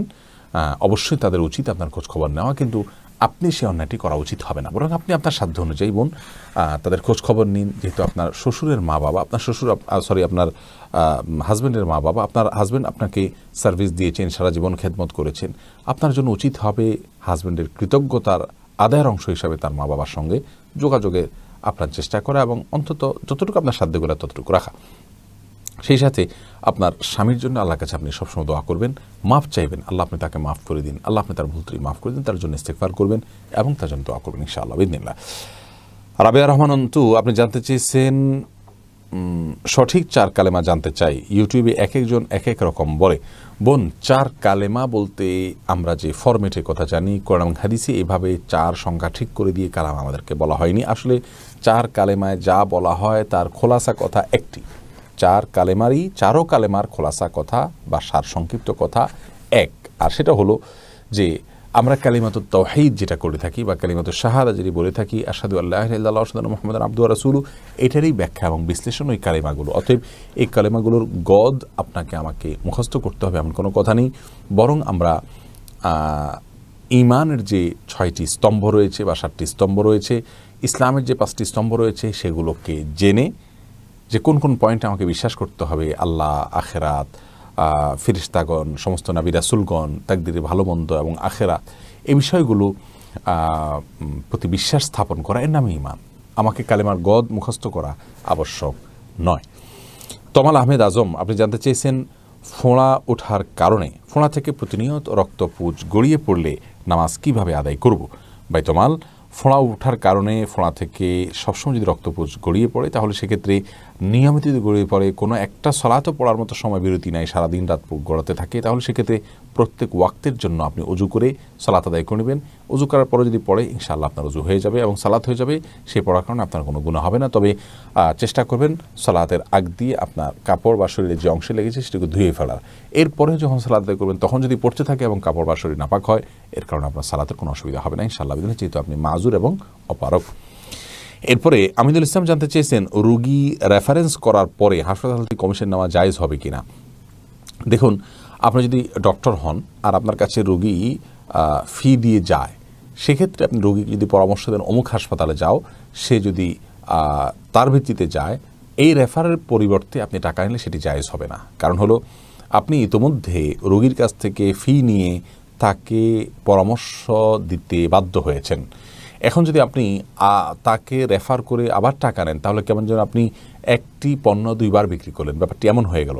আপনার এই পরামর্শকে আপনি বিক্রি করেছেন বা পরামর্শের বিনিময়ে আপনি টাকা নিয়েছেন রোগী থেকে, আবার রেফার করে যদি টাকা নেন তাহলে আপনি 2 ভাবে উপার্জন করছেন, যা প্রতারণা, এটা জায়েজ হবে না। আর যদি আপনি এখানে তার কাছ থেকে কোনো ফি না আনেন অথবা পেশেন্ট হিসাবে নয়, এমনি আপনি সাধারণ মানুষ হিসাবে পরামর্শ দিয়েছেন তাকে যে অমুক জায়গায় যাও, সেক্ষেত্রে আপনি পরিশ্রম করেছেন, তাকে পাঠিয়েছেন, সেই হিসাবে আপনি সংশ্লিষ্ট হাসপাতাল থেকে আপনি কমিশন নিতে পারবেন ইনশাআল্লাহ বিসমিল্লাহ। ইসরাত জাহান মুনমুন এআইডি থেকে আপনি জানতে চেয়েছেন নামাজের সময় কি পায়ের পাতা ঢাকতে হবে, পায়ের পাতা কি সতরের অংশ?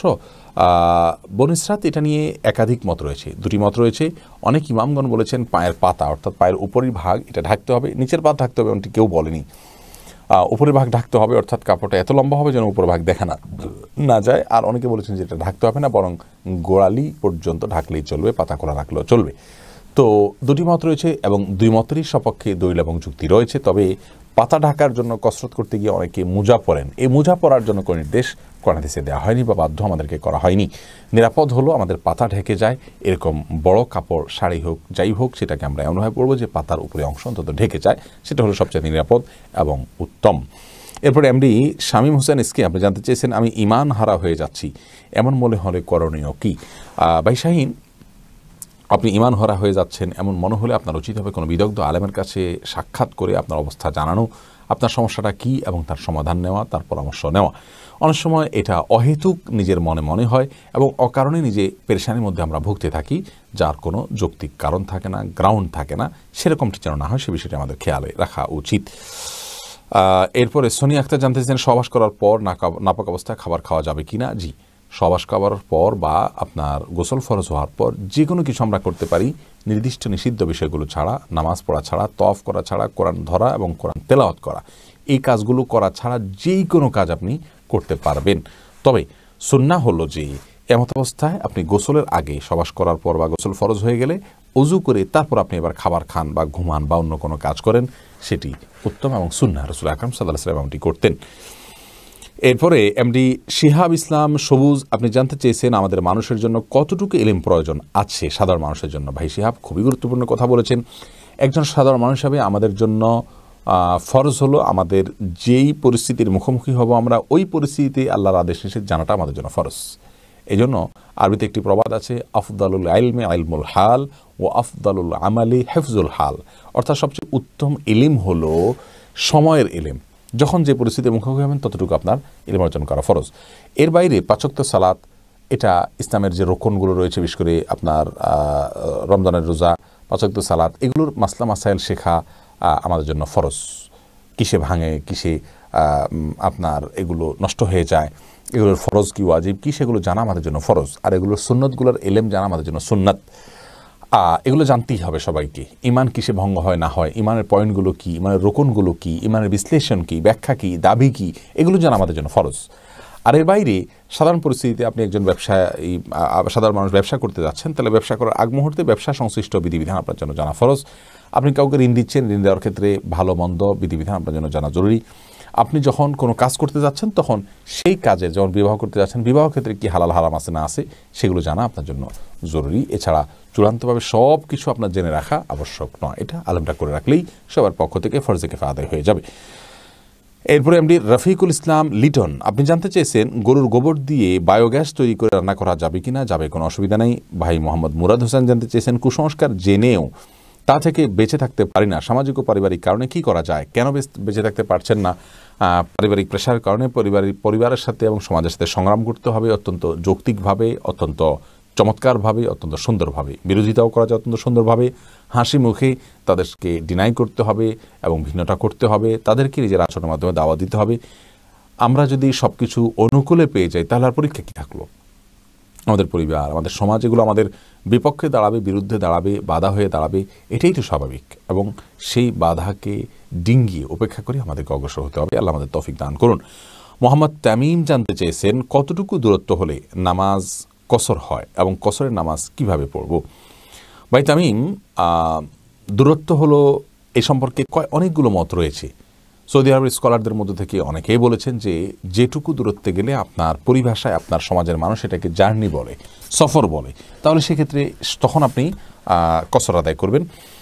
আর হানাফি মাযহাব অনুযায়ী 70 থেকে 75 কিলোমিটার বা কেউ 78 কিলোমিটার বলেছেন, এই পরিমাণ দূরত্বে গেলে তখন এটাকে সফর হিসাবে গণ্য করা হবে। কেউ কেউ 3 ফারসাখ বা 9 কিলোমিটার গেলেও সফরের কথা বলেছেন, যদিও এ মতটি খুব বেশি শক্তিশালী নয়। অতএব 70 থেকে 75 কিলোমিটার দূরত্ব যদি আমরা ধরি তাহলে সেটাকে আমরা সফর বলবো, এবং সেখানে জোহর, আসর এবং এশা এই সালাদগুলো 2 রাকাত করে পড়বো সফর অবস্থায়। সফরে যখন পথে থাকবো তখন নিজের এরিয়া যখন পার হয়ে যাবে তারপর থেকে নিয়ে, আর গন্তব্যে গেলে সেখানে যদি আমি বসবাস করার নিয়ত না করি, বরং সেখানে 2, 4, 5 দিন, 7 দিন, 10 দিন, 12 দিন, 14 দিন থাকার নিয়ত করি, তাহলে সেক্ষেত্রে আমি সেখানে কসর করব। তানিয়া ইসলাম আপনি জানতে চেয়েছেন, অনেক মেয়েদের লিকুরিয়ার বা সাদা স্রাব নির্গত হয়, এই অবস্থা নামাজ হবে কি না? বোন, সাদা স্রাব নির্গত হলে সালাত বিশুদ্ধ হবে। যদি সম্পূর্ণ পিওর সাদা স্রাব যায় তাহলে সেক্ষেত্রে সবসময় যদি যেতে থাকে তাহলে প্রত্যেক ওয়াক্তের জন্য ওযু করে নিলে ইনশাআল্লাহ তার সালাত আদায় হয়ে যাবে। আসগার মোল্লা জানতে চেয়েছেন, অমুসলিমের নিকট হইতে কাটা মাছ খরিদ করা যাবে কি না? যাবে। কাটা মাছ অথবা মাছ কাটানো তাকে দিয়ে যাবে, কারণ এটি অন্য সাধারণ পশুর মতো, চতুষ্পদ জন্তুর মতো বা অন্য সাধারণ প্রাণীর মতো বিসমিল্লাহ বলে জবাই করাটা আবশ্যক নয়, বা এটা জবাই করা আবশ্যক নয়। মাছ এটা মৃতও খাওয়া যায়, অতএব কে এটা কাটলো কুটলো সেটা আমাদের মৌলিকভাবে আমার জন্য দেখা কোনো আবশ্যক বিষয় নয়। এরপর আহমেদ রাকিব জানতে চেয়েছেন, সাধারণ গোসলের জন্য কি ওযু করতে হবে, যেমন অতিরিক্ত গরমের কারণে গোসল? প্রত্যেক গোসলের শুরুতেই ওযু করে নিয়ে তারপর গোসল করা হলো সুন্নাহ, করলে আপনি সওয়াব পাবেন, আর সেটা না করলে সাধারণ গোসল হলে এর কারণে সওয়াব পাবেন না। তাসনিয়া রাশিদ জানতে চেয়েছেন, জন্মদিনে উইশ করা, গিফট দেওয়া কি জায়েজ আছে? বোন তাসনিয়া, জন্মদিন পালন এটা অমুসলিমদের কালচার, ইহুদি বিশেষ করে খ্রিস্টানদের কালচার, তারা এটা শুরু করেছে, তাদের কালচার। আমরা একজন মুসলিম হিসেবে আমাদের স্বতন্ত্র কালচার রয়েছে, তাদের অনুসরণ করতে আমাদের নবী সাল্লাল্লাহু আলাইহি ওয়াসাল্লাম নিষেধ করেছেন। খালিফুল ইয়াহুদা ওয়ান নাসারা, তিনি বলেছেন ইহুদি খ্রিস্টানদের ব্যতিক্রম তোমরা করো, তাদের অনুসরণ করবে না, অতএব এই সংস্কৃতি আমাদের নয়, এটা আমরা করবো না। কাউকে উইশ বা গিফট আমরা জন্মদিন উপলক্ষে দেবো না। এমনি আবু তাহের রুবেল আপনি জানতে চেয়েছেন, মনে মনে তালাক দিলে কি তালাক হয়? না, মনে মনে তালাক দিলে তালাক হবে না, যথাযথ আপনি উচ্চারণ না করছেন বা না লিখছেন। আব্দুল ওয়াহিদ জানতে চেয়েছেন, সংগঠন বা ফাউন্ডেশনের টাকা আর কি জাকাত দেওয়া লাগবে? দেখুন, কোনো সংগঠন বা ফাউন্ডেশন যদি ব্যবসায়িক হয় তাহলে সেক্ষেত্রে সেটার জাকাত অবশ্যই দিতে হবে। সবাই একত্রে মূলধনের জাকাত প্রতিষ্ঠানের তরফ থেকে আদায় করে দিলেও মালিকদের আদায় হয়ে যাবে, আর না হলে মালিকানার হার অনুযায়ী প্রত্যেকে যা যাটা সে তাকে আদায় করতে হবে। এরপরে মেহজাবিন রহমান জানতে চেয়েছেন, শ্বাসকষ্টের সমস্যা থাকলে পানি দিয়ে ওযু না করে তায়াম্মুম করা যাবে কি না? পানি স্পর্শ করলে তার যদি ক্ষতি হবে এরকম আশঙ্কা চূড়ান্ত হয় বা জোরালো থাকে, তাহলে সেক্ষেত্রে তিনি অবশ্যই তায়াম্মুম করতে পারবেন। তবে পানির ঠান্ডা পানির বিকল্প যদি গরম পানি দিয়ে করতে পারেন, সেটাতে তার অসুবিধা না হয় তাহলে সেটা করবেন, কিন্তু সেটাও যদি অসুবিধা হয় তাহলে তিনি অবশ্যই তায়াম্মুম করে সালাত আদায় করতে পারবেন, কোরআন তেলাওয়াত করতে পারবেন, কোরআন স্পর্শ করতে পারবেন। আলামিন সোহেল জানতে চেয়েছেন, রাসূলুল্লাহ সাল্লাল্লাহু আলাইহি ওয়াসাল্লামের উসিলা দিয়ে দোয়া করা যাবে কিনা? উসিলা দিয়ে দোয়া করা নিয়ে অনেক বিষয় আলোচনা আছে, অনেক উলামা কেরাম এটাকে নাজায়েজ বলেন, অনেকে এটাকে জায়েজ বলেন, আর কিছু উসিলা যে হারাম এবার কারো কোনো সন্দেহ নেই, আর কিছু উসিলা যে জায়েজ সেটা নিয়েও কোনো সন্দেহ নেই। যেমন কোনো মৃত মানুষের আমলের উসিলা দিয়ে আপনি দোয়া করলেন, আল্লাহ অমুকের আমলের উসিলা আমি দোয়া করছি, এটি জায়েজ। অথবা আপনি জীবিত, আপনি নিজের কোনো আমল উসিলা দিয়ে দোয়া করছেন, এটি জায়েজ আছে। তেমনিভাবে আপনার জায়েজ ওসিলার আরও কিছু পদ্ধতি রয়েছে। আর সাধারণ অবস্থায় রাসূল আকরাম সাল্লাল্লাহু আলাইহি ওয়াসাল্লাম ওসিলা আমরা দোয়া করতে পারি কিনা, আল্লাহ তাঁর ওসিলা আমাদেরকে আপনি মাফ করে দিন। তো এ ব্যাপারে ওলামাদের মধ্যে মত পার্থক্য আছে। আমাদের ওলামা কেরাম এটাকে জায়েজ বলেন, এটাকে জায়েজ বলেন, তাদের অ্যানালাইসিস অনুযায়ী এটা জায়েজ। আর মিডল ইস্টে ওলামা কেরাম বিশেষ করে সৌদি আরব আলেমরা এটাকেই না জায়েজ বলেন।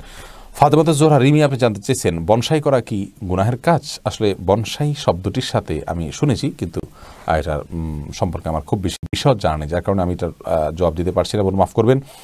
মোহাম্মদ গুলজার হোসেন জানতে চেয়েছেন, মায়ের বিভিন্ন ভুল ত্রুটির জন্য বড় ভাই মাকে নানা কথা বলে দুঃখ দেয়, আমার করণীয় কি? আপনার করণীয় হলো ভাই গুলজার, বড় ভাইকে বোঝানো, সাবধান করা, সতর্ক করা যে তুমি তো আগুনে পা দিচ্ছ, মায়ের সঙ্গে বাবার সঙ্গে দুর্ব্যবহার করার অধিকার আমাদের কারণ নাই।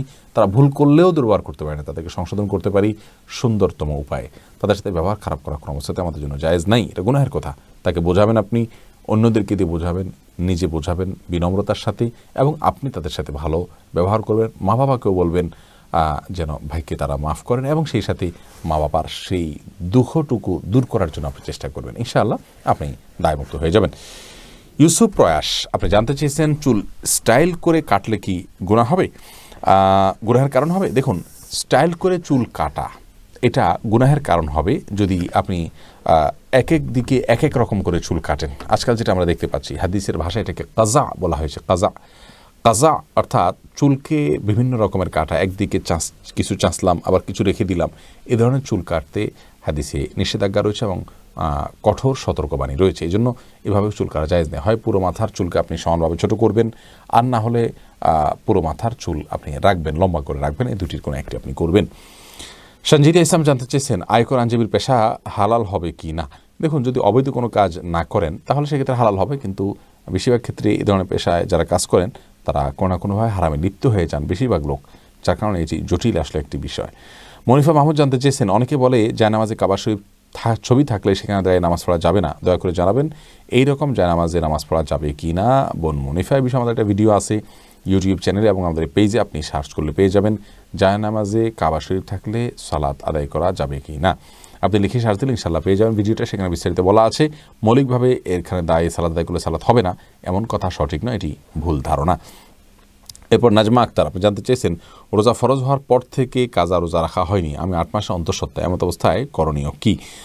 দেখুন, প্রথম কথা হলো যে আপনার বিগত দিনের যে সমস্ত রোজা আছে সেগুলা আপনাকে এখন রেখে ফেলতে হবে। এই মুহূর্তে আপনি অন্তঃসত্ত্বা হওয়ার কারণে তো রোজা রাখাটা আপনার জন্য কঠিন হবে, তাহলে সেক্ষেত্রে আপনি যখন সুস্থ হয়ে যাবেন, আবার আল্লাহ তাআলা যখন আপনাকে মুক্ত করবেন, আপনার যখন গর্ভ খালাস করবে, তখন আপনি সুস্থ হওয়ার পর তারপরে আপনার যে ব্লিডিং সেটি বন্ধ হওয়ার পর আপনি দ্রুততম সময় আপনার উপরে যে সমস্ত রোজা ফরজ রয়েছে যেগুলো আপনি রাখতে পারেন সেগুলো আপনি রেখে শেষ করে দিবেন। এরপরে মোহাম্মদ মাহমুদুর রহমান রাফি জানতেছেন তাজবি করা কি বিদাত? না, এটাকে আমরা বিদাত মনে করি না, তবে আঙ্গুলে কর দিয়ে গোনা উত্তম। মাহমুদা স্বর্ণ আপনি জানতে চেয়েছেন শিশুদের টিকা দেওয়ার ব্যাপারে কিছু বলেন, এটা কি ইসলামে বৈধ হবে? জি, অবৈধ হওয়ার কোনো কারণ নেই। আগাম চিকিৎসার জন্য ব্যবস্থা গ্রহণ করা ইসলামের শরীয়তে জায়েজ রয়েছে। এমনি রেজাউল করিম জানতে চেয়েছেন যেই লোক বলে হযরত মুহাম্মদ সাল্লাল্লাহু আলাইহি ওয়াসাল্লাম নূরের তৈরি, তার পিছনে নামাজ পড়া যাবে কিনা। এটা এমন কোনো বিষয় না যার কারণে ঈমান থেকে তিনি খারেজ হয়ে যান, যার কারণে তারপর নামাজ পড়লে নামাজ হয়ে যাবে ইনশাআল্লাহ। এটা বিদআত, কিন্তু এই বিদআতটা তাকে কুফরি পর্যন্ত পৌঁছায় না। আমরা আব্দুল আলিম জানতে চেয়েছেন কম বয়সে চুল পাকলে কালো রং করা যাবে কিনা। আমরা একটু আগে বলেছি কালো রং করা যাবে না, মেহেদি দিয়ে কালার করতে পারেন, হাদিসে কালো রং করতে নিষেধ করা হয়েছে। হোসেন ফেরদাউসি জানতে চেয়েছেন আমার শীতকালে ওযু করলে হাঁচি ও সর্দি বেড়ে যায়, এই অবস্থায় তায়াম্মুম করে নামাজ আদায় করলে আদায় হবে কি না। একটু আগে উত্তর দিয়েছি, সেই উত্তরটা আপনি শুনে নেবেন। গরম পানি যদি দিয়ে করলে আপনার জন্য অসুবিধা না হয় তাহলে গরম পানি দিয়ে করবেন, আর সেটাও যদি আপনার জন্য অসুবিধার কারণ হয় তাহলে সেক্ষেত্রে আপনি তায়াম্মুম করতে পারবেন। মোহাম্মদ হোসেন মিমু আপনি জানতে চেয়েছেন মেয়েরা কি প্রশাসনের সেক্টরে ডিসি, কমিশনার বা ইউএনও হতে পারবে?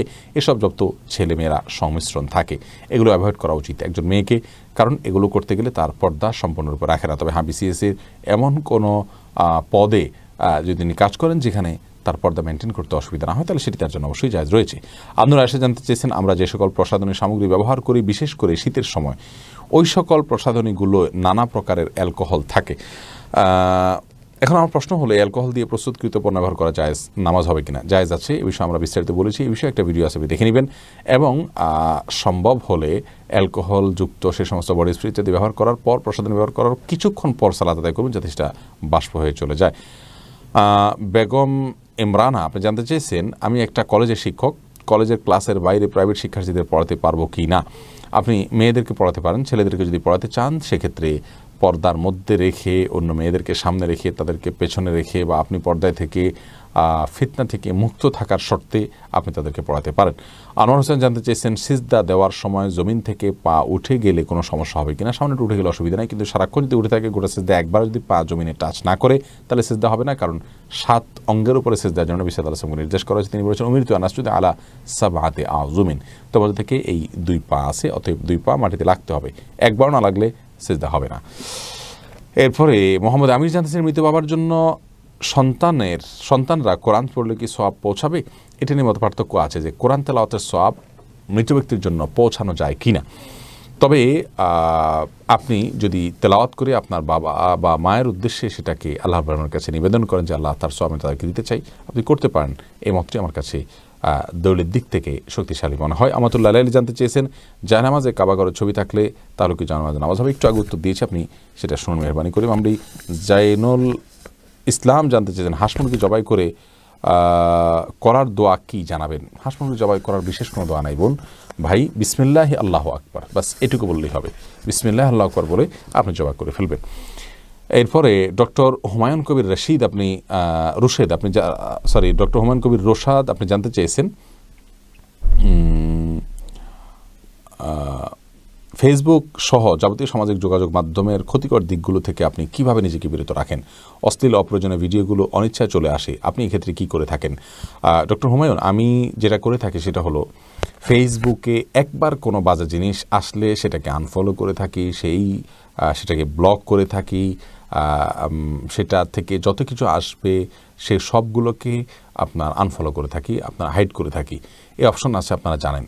তো এরকম আপনি নিয়মিত কিছুদিন করার পর আর আপনার কাছে খারাপ কিছু আসবে না। আমার কাছে খারাপ কিছু আসে না, আলহামদুলিল্লাহ। তার কারণ হলো আমি অল্প কয়েকদিন বাজে যে জিনিসগুলো আছে সেগুলোকে চিহ্নিত করে সে পেজ, সে আইডিগুলোকে ব্লক এবং সেগুলোকে আনফলো করে রাখলে, বা সেগুলো আমি দেখতে চাই না, ফেসবুককে জানালে সেগুলো তারা শো করে না। অতএব এখন এই মুহূর্তে আমার সামনে তেমন খারাপ কিছু আসে না। কখনো কোনো কিছু চলে আসলে সঙ্গে সঙ্গে আমি ওই পলিসি অ্যাপ্লাই করি এবং তাতে বাঁচা যায়। ফেসবুকে নতুন একটা অপশন যুক্ত হয়েছে, আপনারা জানেন যে ভিডিও, ওখানে ক্লিক করলে বিভিন্ন ভিডিও আসতে থাকে, সেখানে ভালো মন্দ সব রকম ভিডিও আছে। সে অপশনটাও রিমুভ করা যায় নিজের ব্রাউজার থেকে, তো সেটাও আমি করেছি আলহামদুলিল্লাহ। আসিফ ইফতিখার আপনি জানতে চেয়েছেন, ব্যাংক থেকে কি শিক্ষাবৃত্তি গ্রহণ করা জায়েজ হবে? শুধু ব্যাংক থেকে গ্রহণ করা জায়েজ হবে না। হারুনুর রশিদ হিরো আপনি জানতেছেন, কনের সন্তান হলে কি কানে আজান দিতে হবে? আজান সকল সন্তানের জন্যই সমানভাবে প্রযোজ্য, তবে আজানের বিষয়টি খুব শক্তিশালী দলিল দ্বারা প্রমাণিত নয়, কয়েকটা জয়ীফ হাদিস দ্বারা প্রমাণিত, যেটাকে সৌদি আরবের বিন বাজ রাহিমাহুল্লাহ, সর্বোচ্চ উলামা পরিষদের প্রধান এবং সাবেক গ্র্যান্ড মুফতি, তিনি এটাকে মোটামুটি মৌলিকভাবে প্রমাণিত বলেছেন। সবগুলো হাদিস, অনেকগুলো জয়ীফ হাদিস দ্বারা প্রমাণিত, এটুকু বলেছেন, করা যেতে পারে। মশিউর রহমান জানতে চেয়েছেন, পেশাব করার পর শুধু পানি দিয়ে পরিষ্কার করলেই হবে নাকি টিস্যু পেপারও ব্যবহার করতে হবে? দুইটাই করা সুন্নাহ, হাদিস দ্বারা দুটি করার প্রমাণ আছে। কেউ যদি শুধু পানি দিয়ে করেন তাতেও যথেষ্ট হয়ে যাবে। জান্নাত নাইম জানতে চেয়েছেন, মৃত ব্যক্তির নামাজের কাফারা দিতে হবে কি না? এটা নিয়ে মত পার্থক্য আছে। ইমাম আবু হানিফা রাহমাতুল্লাহর মত অনুযায়ী দিতে হবে, অন্য ইমামদের মত অনুযায়ী দিতে হবে না। তার কারণ হলো নামাজের কোনো কাফারার কথা কোরআন হাদিসে বলা হয়নি, বলা হয়েছে রোজার কাফারার কথা। ইমাম আবু হানিফা রাহমাতুল্লাহ রোজার সাথে এটাকে তুলনা করে এটারও কাফারার কথা বলে থাকেন। নুসরাত বাকি জানতে চেয়েছেন, বাচ্চার জন্মের 7 দিন পূর্ব হওয়ার আগে কি আকিকা দেওয়া যাবে? দিলে আদায় হয়ে যাবে, সুন্নাত অনুযায়ী হলো না, সঠিকভাবে হলো না। সঠিক হলো 7ম দিনে আকিকা দেওয়া। সাদিয়া আফরিন মেধা আপনি জানতে চেয়েছেন, হলে হিন্দু মুসলিম একই সাথে থাকতে হয়, রুমে মূর্তি থাকলে মুসলিমের নামাজ হবে কিনা? নামাজ হয়ে যাবে, মূর্তিকে সামনে রেখে সালাত আদায় করবেন না, এটাকে অ্যাভয়েড করার চেষ্টা করবেন। শামসুন নাহার, আর যদি বিকল্প কোথাও সালাত আদায় করতে পারেন সেটা হবে আপনার জন্য উত্তম এবং সবচেয়ে সঠিক কাজ। শামসুন নাহার সাইমা জানতে চেয়েছেন, হাফেজরা হাসরের ময়দানে 10 জনের জন্য সাফাত করতে পারবে, এটা কি সঠিক? এটা একটা হাদিসে বর্ণিত হয়েছে, সে হাদিসের সনদ নিয়ে মুহাদ্দিসদের অনেকেই সেটাকে দায়ী বলেছেন। এরপরে মোহাম্মদ শাহিদ আলী জানতে চেয়েছেন, লাইভ ছাড়া আপনার সাথে আর কিভাবে যোগাযোগ করতে পারে? লাইভ ছাড়া আপাতত আর যোগাযোগের কোনো উপায় খুব বেশি নেই। আমরা ভূমিপল্লী জামে মসজিদে প্রতি জুমাবার মাগরিব থেকে এশা পর্যন্ত সরাসরি লিখিত প্রশ্ন উত্তর দিয়ে থাকি, সেখানে যোগাযোগ হতে পারে, বা কোনো দেশের কোনো অঞ্চলে কোনো কোথাও প্রোগ্রাম হলে সেখানে দেখা যেতে পারে। শামিমা ইসলাম কেয়া জানতে চেয়েছেন, অন্তঃসত্ত্বা অবস্থায় বসে নামাজ পড়লে কি কোনো সমস্যা হবে? যদি আপনি দাঁড়ালে আপনার শরীরের জন্য রিস্ক হয়, অবশ্যই আপনি বসে নামাজ পড়তে পারেন, কোনো অসুবিধা নেই। ওবায়দুল্লাহ ফুয়াদ জানতে চেয়েছেন, মোটর গাড়িতে দিয়ে লাইসেন্স না করলে, ট্যাক্স না দিলে বা কম দিলে কি গুনাহ হবে? যে অবশ্যই গুনাহ হবে, কারণ এটি আপনি রাষ্ট্রের শৃঙ্খলাকে লঙ্ঘন করছেন, যা আপনার এবং অন্যের বিপদের কারণ হতে পারে। সেই সাথে এখানে অনেকগুলো প্রতারণা বা মিথ্যারও আশ্রয় নেওয়ার প্রয়োজন হয় অনেক সময়। রেবেকা সুলতানা রূপা জানতে চেয়েছেন, বিধর্মীদের কর্তৃক জবাইকৃত পশুর গোশত খাওয়া কি জায়েজ হবে? উত্তর হলো, তাদের হিন্দু যদি হয়, মুশরিক যদি হয়, তাদের জবাইকৃত পশুর গোশত খেতে পারবেন না, তবে ইহুদি বা খ্রিস্টান যদি হয় তাদের জবাইকৃত পশুর গোশত খাওয়া যাবে। ফারিয়া ইসলাম জানতে চেয়েছেন, খাওয়ার সময় সালাম দেওয়া যাবে কিনা? খাওয়ার সময় সালাম দেওয়ার একটা ভিডিও আমাদের আছে এই পেজে, আপনি দেখে নিতে পারেন। সেটা নিয়ে সালাম দেওয়া সরাসরি খাওয়ার সময় নিষিদ্ধ নয়।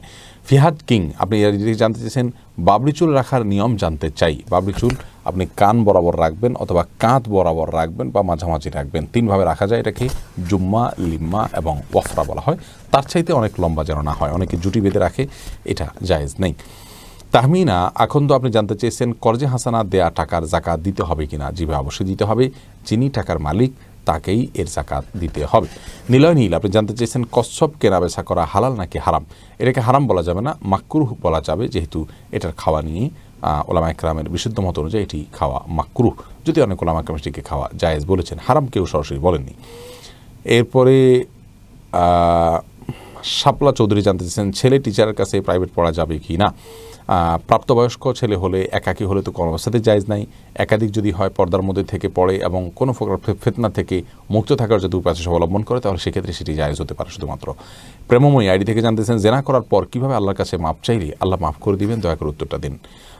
দেখুন, আল্লাহর কাছে মাপ চাওয়ার জন্য প্রথম শর্ত হলো, মাপ পাওয়ার জন্য প্রথম শর্ত হলো নিজের কৃতকর্মের জন্য প্রচণ্ডভাবে লজ্জিত হওয়া, যে আল্লাহ তাআলা এত ইহসান করেছেন, আমি এত দুর্বল, আমাকে এত শক্তিশালী করেছেন, আমি আল্লাহর আয়াত নির্দেশকে লঙ্ঘন করলাম, নিমক হারামি করলাম, এজন্য লজ্জিত হওয়া, ভবিষ্যতে আর করব না মর্মে প্রতিজ্ঞাবদ্ধ হওয়া এবং যা হয়েছে তার জন্য আল্লাহর কাছে ক্ষমা চাইতে থাকা। বাস এই শর্তগুলো পূরণ করলে ইনশাআল্লাহ তাআলা জিনার গুনাহ মাফ করে দিবেন। ইসমাইল হোসেন জানতেছেন ইঁদুর পানিতে ডুবিয়ে মারা যাবে কি না? না, পানিতে ডুবিয়ে আপনি মারবেন না, কারণ এটা অতিরিক্ত কষ্ট দিয়ে মারা, কোনো একটা আঘাত করে তাকে মেরে ফেললেন বা অল্প কষ্ট দিয়ে তাকে মেরে ফেলার চেষ্টা করবেন। রাসূল আকরাম সাল্লাল্লাহু আলাইহি ওয়াসাল্লাম হাদিস দ্বারা জানিয়েছেন কোনো প্রাণীকে যদি হত্যা করার প্রয়োজন হয় তাদের উপদ্রব থেকে বাঁচার জন্য, তাহলে আমরা যেন তাদেরকে কম কষ্ট দিয়ে মারার চেষ্টা করি। নবী সাল্লাল্লাহু আলাইহি ওয়াসাল্লাম বলেছেন ফারিহু যাবিহাতাকুম, তোমাদের জবাইকৃত পশুকে তোমরা আরাম দাও, ছুরি এবং চাকু ধার দিয়ে নাও, যার কারণে তাদেরকে যত কম কষ্ট দিয়ে সম্ভব হত্যা করতে হবে। আব্দুর রহিম জানতেছেন একজন শিশু সর্বোচ্চ কত বছর বয়স পর্যন্ত মায়ের বুকের দুধ পান করতে পারবে? 2 বছর পর্যন্ত পান করতে পারবে। আল্লাহ রাব্বুল আলামিন কোরআনে কারিমে বলেছেন ওয়াহামলুহু ওয়া ফিসালুহু 30 শাহরা। অন্য আয়াতে আল্লাহ তাআলা বলেছেন যে হাওলাইনি কামিলাইনি লিমান আরাদা আন ইউতিম্মার রাদাআহ, অর্থাৎ মা তার সন্তানকে 2 বছর দুধ পান করাবেন যদি তিনি পূর্ণ সময় পার করতে চান, অতএব 2 বছর দুধ পান করানো জায়েজ। অনেক ওলামা একরাম যেমন সৌদি আরব আলেমদের মধ্যে অনেকে মনে করেন যে কোনো মেয়াদ পর্যন্ত করা যায়, কোনো হাদিস করে নিষেধ নেই সরাসরি, কিন্তু প্রথম অর্থে বেশি শক্তিশালী, কারণ আল্লাহ তাআলা কোরআনে কারিমে পরিষ্কারভাবে বলেছেন দুগ্ধ দানের সময়সীমা হলো 2 বছর, অতএব এটা অতিক্রম করা এটা আল্লাহর সীমানা, আল্লাহ দেয়া সীমানাকে লঙ্ঘন করা শামিল হবে। তাছাড়া সায়েন্সও বলে যে 2 বছরের পরে মায়ের বুকের দুধ বাচ্চার জন্য আর উপযোগী থাকে না বা উপকারী থাকে না। মোহাম্মদ নাহিয়ান রহমান আপনি জানতে চাইছেন অন্ধকার স্থানে সালাত আদায় করা যাবে কি না? অন্ধকার স্থানে সালাত আদায় করা যাবে, কিন্তু রুকুতে যাগুলো দেখা যায় এতটুকু আলো অন্তত থাকা উচিত। যদি সে ব্যবস্থা না থাকে কোনো কারণে সালাত হয়ে যাবে, কিন্তু অবশ্যই সালাত আদায়ের ক্ষেত্রে আপনার ইচ্ছাকৃতভাবে পরিপূর্ণ অন্ধকার করে ফেলবেন না যে রুকুতে জায়গা আপনি দেখতে পাচ্ছেন না। মোহাম্মদ রাজু আহমেদ জানতে চাইছেন চিংড়ি মাছ খাওয়া কি? চিংড়ি মাছ খাওয়া সম্পূর্ণ হালাল, জায়েজ। একসময় কোনো আলেমরা মাকরু বলতেন, কিন্তু এখন এ বিষয়ে আর তেমন কোনো দ্বিমত কেউই পোষণ করেন না, সবাই বিষয়টি ব্যাপারে একমত যে এটি খাওয়া যায়। জান্নাতুল আদেনিন স্নিগ্ধা আপনি জানতেছেন মহিলারা কিভাবে ইসলামের দাওয়াতের কাজ করবেন। এ নিয়ে একটা ভিডিও আমাদের এই পেজে এবং চ্যানেলে আছে, আপনি অনুগ্রহ করে সেটি দেখে নেবেন যে মহিলারা দাওয়াতের কাজ করতে পারবেন কি না। সেক্ষেত্রে আমরা কী কী শর্ত রয়েছে, কী কী নির্দেশনা ইসলামের রয়েছে সেগুলোকে আমরা বিশদভাবে ব্যাখ্যা করেছি, সেটা আশা করি আপনি দেখে নেবেন। আমিনুল আপনি জানতে চাইছেন ওয়াদা ভঙ্গের কাফারা কীভাবে দিব? ওয়াদা ভঙ্গের জন্য তো বিশেষ কোনো কাফারা নেই, যদি এর জন্য কারোর ক্ষতি হয়ে থাকে তার ক্ষতি আপনি পুষিয়ে দিবেন, সেটার ক্ষতিপূরণ দিবেন, তার কাছে মাপ চেয়ে নেবেন, আল্লাহর কাছে মাপ চেয়ে নেবেন। ভবিষ্যতে আর ওয়াদা ভঙ্গ করবেন না, আমার প্রতিজ্ঞা করবেন, সিরিয়াসলি নিজের বিরুদ্ধে নিজের সংগ্রাম করবেন। ইনশাআল্লাহ বিদিনিল্লাহ এর মাধ্যমে আপনি আল্লাহর কাছে ক্ষমা পাবেন বলে আমরা আশা করি। প্রিয় দর্শক, দেখতে দেখতে শতাধিক প্রশ্নের উত্তর আমরা দিয়ে ফেলেছি এবং নির্দিষ্ট সময়ও পার করে ফেলেছি। আজ আমরা এখানে শেষ করতে হচ্ছে। ইনশাআল্লাহ বিদিনিল্লাহ আল্লাহ তাআলা যদি আমাদেরকে সুস্থ রাখেন, নিরাপদে রাখেন, আগামী জুমাবার বাংলাদেশ সময় 8:15 আপনাদের সঙ্গে আবারও সাক্ষাৎ করব আপনাদের প্রশ্নগুলোর উত্তর নিয়ে। আজও অন্যান্য দিনের মতো আপনাদের যে সমস্ত প্রশ্ন উত্তর আমরা দিতে পারিনি সেগুলোকে রিপ্লাইয়ের মাধ্যমে কিছুটা হলেও দেওয়ার চেষ্টা করব। আমাদের টিমের সদস্যরা, আলেম যারা আছেন তারা ইনশাআল্লাহ আমাদের প্রশ্ন উত্তরগুলো দেওয়ার চেষ্টা করবেন। আমরা আপনাদের কাছে ক্ষমা প্রার্থী আমাদের সীমাবদ্ধতার জন্য। আমার যদি তৌফিক থাকতো তাহলে আমি আপনাদের সকল প্রশ্নের উত্তর দিয়ে দিতাম। ইনশাআল্লাহ অচিরেই আমাদের টিমে অনেক আলেম যুক্ত হবেন যারা আপনাদের এই সকল প্রশ্নের উত্তর ইনশাআল্লাহ দিবেন। এবং ইসলামী প্রশ্ন উত্তরের জন্য একটি ওয়েবসাইট আমরা ওপেন করেছি, একটা পেজ আমরাও খুলেছি এবং একটা ইউটিউব চ্যানেল খোলা হবে। সেখানে ব্যাপক হারে লক্ষ লক্ষ আপনাদের জিজ্ঞাসাগুলোর উত্তরকে এবং হাদিসের আলোকে সাজিয়ে আমরা সেখানে উপস্থিত করব এবং বিশাল বড় সংকলন বাংলা ভাষা আমাদের করার পরিকল্পনা রয়েছে। আমাদের জন্য দোয়া করবেন, আসুন্নাহ ফাউন্ডেশনের দোয়া করবেন। শীতবস্ত্রের বিতরণের যে পরিকল্পনা রয়েছে তার সঙ্গে শীতবস্ত্র বিতরণ এবং দাওয়া কার্যক্রম একসঙ্গে প্রতিটা ব্যক্তিকে শীতবস্ত্র দেওয়ার পাশাপাশি দাওয়া দেওয়ার যে কার্যক্রম আমরা এবছর হাতে নিয়েছি সেই জন্য আল্লাহ তাআলা সফলভাবে শেষ করার তৌফিক দান করেন। সিরাতের কম্পিটিশনে যারা যেভাবে অংশগ্রহণ করেছেন আল্লাহ তাআলা আপনাদেরকে উত্তম বিনিময় দান করেন। সেটিও আলহামদুলিল্লাহ সফল সমাপ্তির দিকে আমরা এগোচ্ছি বলে আশা করছি। দোয়া করবেন আল্লাহ তাআলা সবকিছুর জন্য সহজ করে দেন। জাযাকুমুল্লাহ খাইর। আসসালামু আলাইকুম ওয়া রাহমাতুল্লাহি ওয়া বারাকাতুহু।